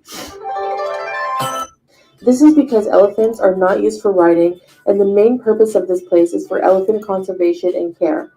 Today we will learn about the behavior of elephants as well as how they promote ethical and sustainable treatment of the animals here. By the way, this activity costs 2,000 baht per person. It was a half-day event. You can choose morning or afternoon, and we chose morning, so we were picked up at 6:30 a.m. sharp at the hotel by the park shuttle. We would later be taken back to the hotel at 11 a.m. by the same shuttle. We are excited to bring you guys along as we will get to feed the elephants delicious fruits, have a delicious halal Thai meal ourselves, and even engage in making paper out of elephant dung. So Yella, let's go.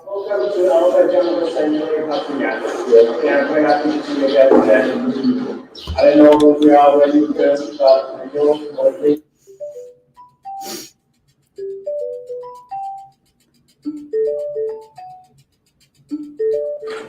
The elephant over there, babe.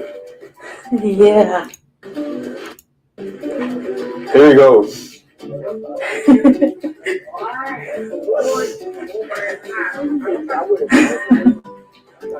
Can we take a moment and look at how this chick is walking?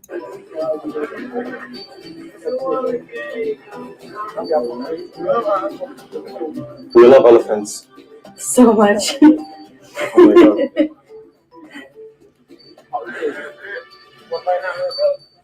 Oh.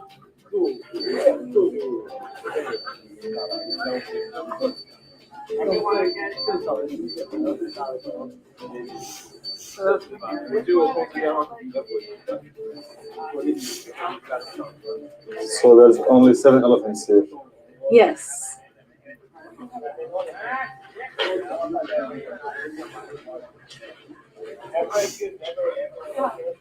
Okay, this one. Okay, gentle. Okay. She's very gentle. Everyone, she's very gentle and friendly.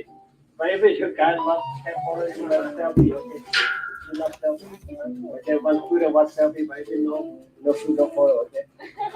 She's very smart. Okay. Ninja, she's very fast. And then next one over there, okay, behind the ninja. Okay, this one, Banjin. Okay, Banjin, she's 25 years old. Okay, that's why she's very recommend.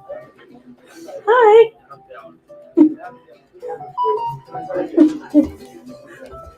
Hello. Oh, yeah, sure. Here you go. You want to try? Yes.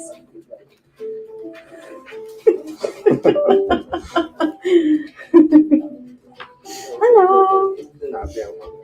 So cute.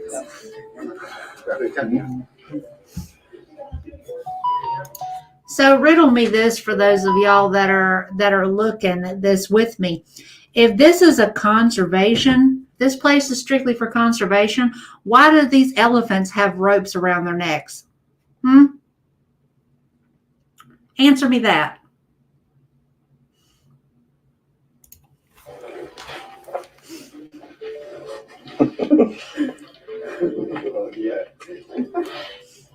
Whoa, it ate the whole pineapple but left the stems.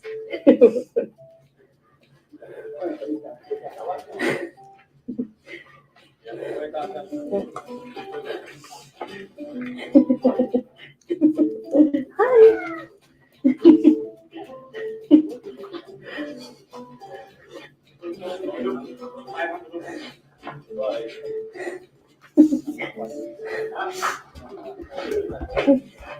Go.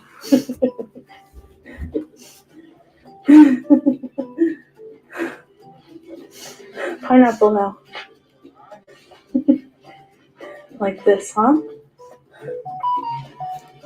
Whoa. Look how it shoots the stems out.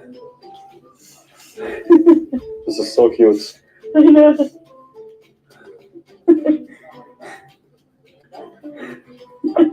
He wants the selfie stick. Okay.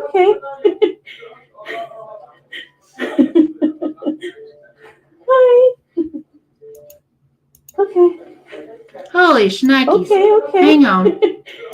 Can we take a moment and just look at this? Holy Christ. Jesus age. No wonder she can't fucking breathe. I mean, I'm not trying to be rude or nothing, but God, dog, you can't tell me this ain't all fat right here. Look at how barrel shaped she is. She's got a lot of fluid buildup in there too. Hi. Okay.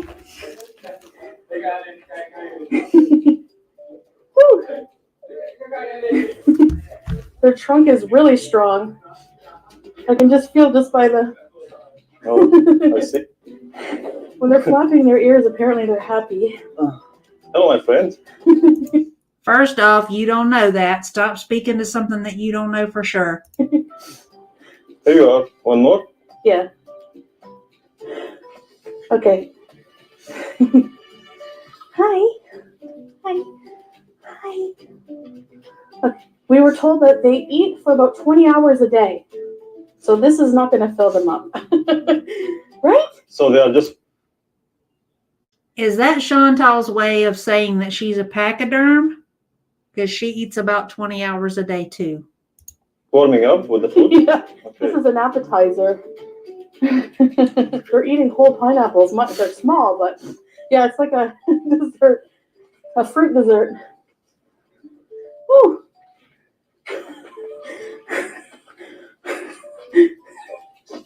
Their little nose. Woo. Hi. What else?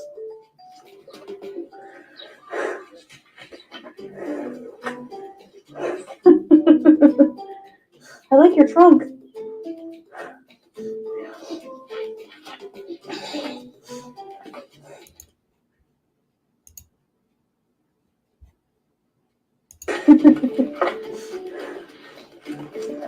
Pineapple.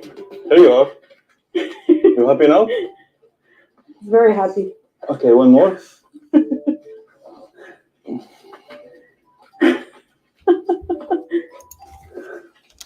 Two. It loves fruit, huh? Yeah. They just eat the whole banana peel and everything. Enough. Okay, so just for educational purposes here, that whole they flap their ears when they're happy, it says right here.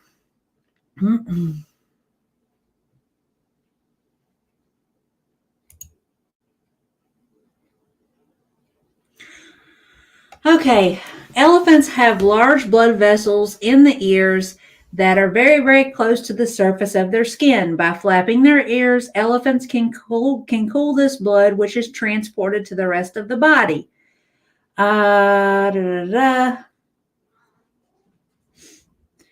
They do it to keep cool. It's a reaction to excitement, surprise, or stress, or to potential threats. You cannot take a damn thing that Foodie says as face value. Now, it's possible. Yeah, okay. They may do it when they're happy or they're excited. But it could be the fact that this elephant is out in the middle of the direct blazing sun and it's fucking hot. Stop listening to Foodie. She don't know fuck all about anything. Pineapple. So cute. Creamy milk chocolate. I'm going to cut that there because I'm sorry. It's mostly just so cute and hi and pineapple and banana and hi and you're so cute and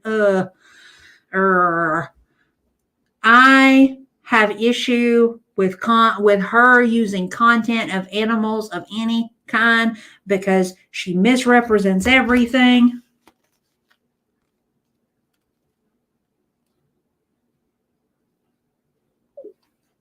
She misrepresents anything that she can utilize to her advantage in relation to animals. She doesn't know anything about the species at all that she's trying to utilize to benefit her. She doesn't know anything about the care standards, nothing. This is her using anything she can to get people to click, to get people to talk, to get people to give her attention. That's all it is. So, yeah.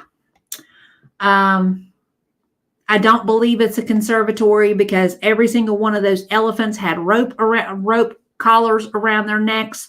If it were a conservation effort, those animals would be allowed to roam freely and would not have any sort of thing attached to them that would be able to be pulled, attached to, or otherwise limit their ability to move around freely. So I'm calling bullshit on all that. So, all right, I have covered anything and everything that I had on our list to do today.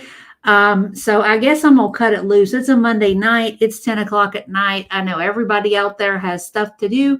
So I'm going to let you guys try to get a reasonable night's sleep so you can wake up and present yourselves as reasonable adults tomorrow. And I am going to have some dinner because I have not ate since I woke up this morning. And I'm probably a little hangry, and that's probably the reason why I've got a little bit of brain fog going on. So appreciate all you guys coming through. I thank you all for stopping by. For everybody on the replays, good to see you guys. Take care of you. Hope you had a good time, because I sure did. And don't forget what my mom always said, be sure to dream. And dream big, y'all, because them dreams are free. But if you want to see and do and have those things, the hustle's going to cost you extra. So y'all get out and hustle. Y'all have a good night. Bye now.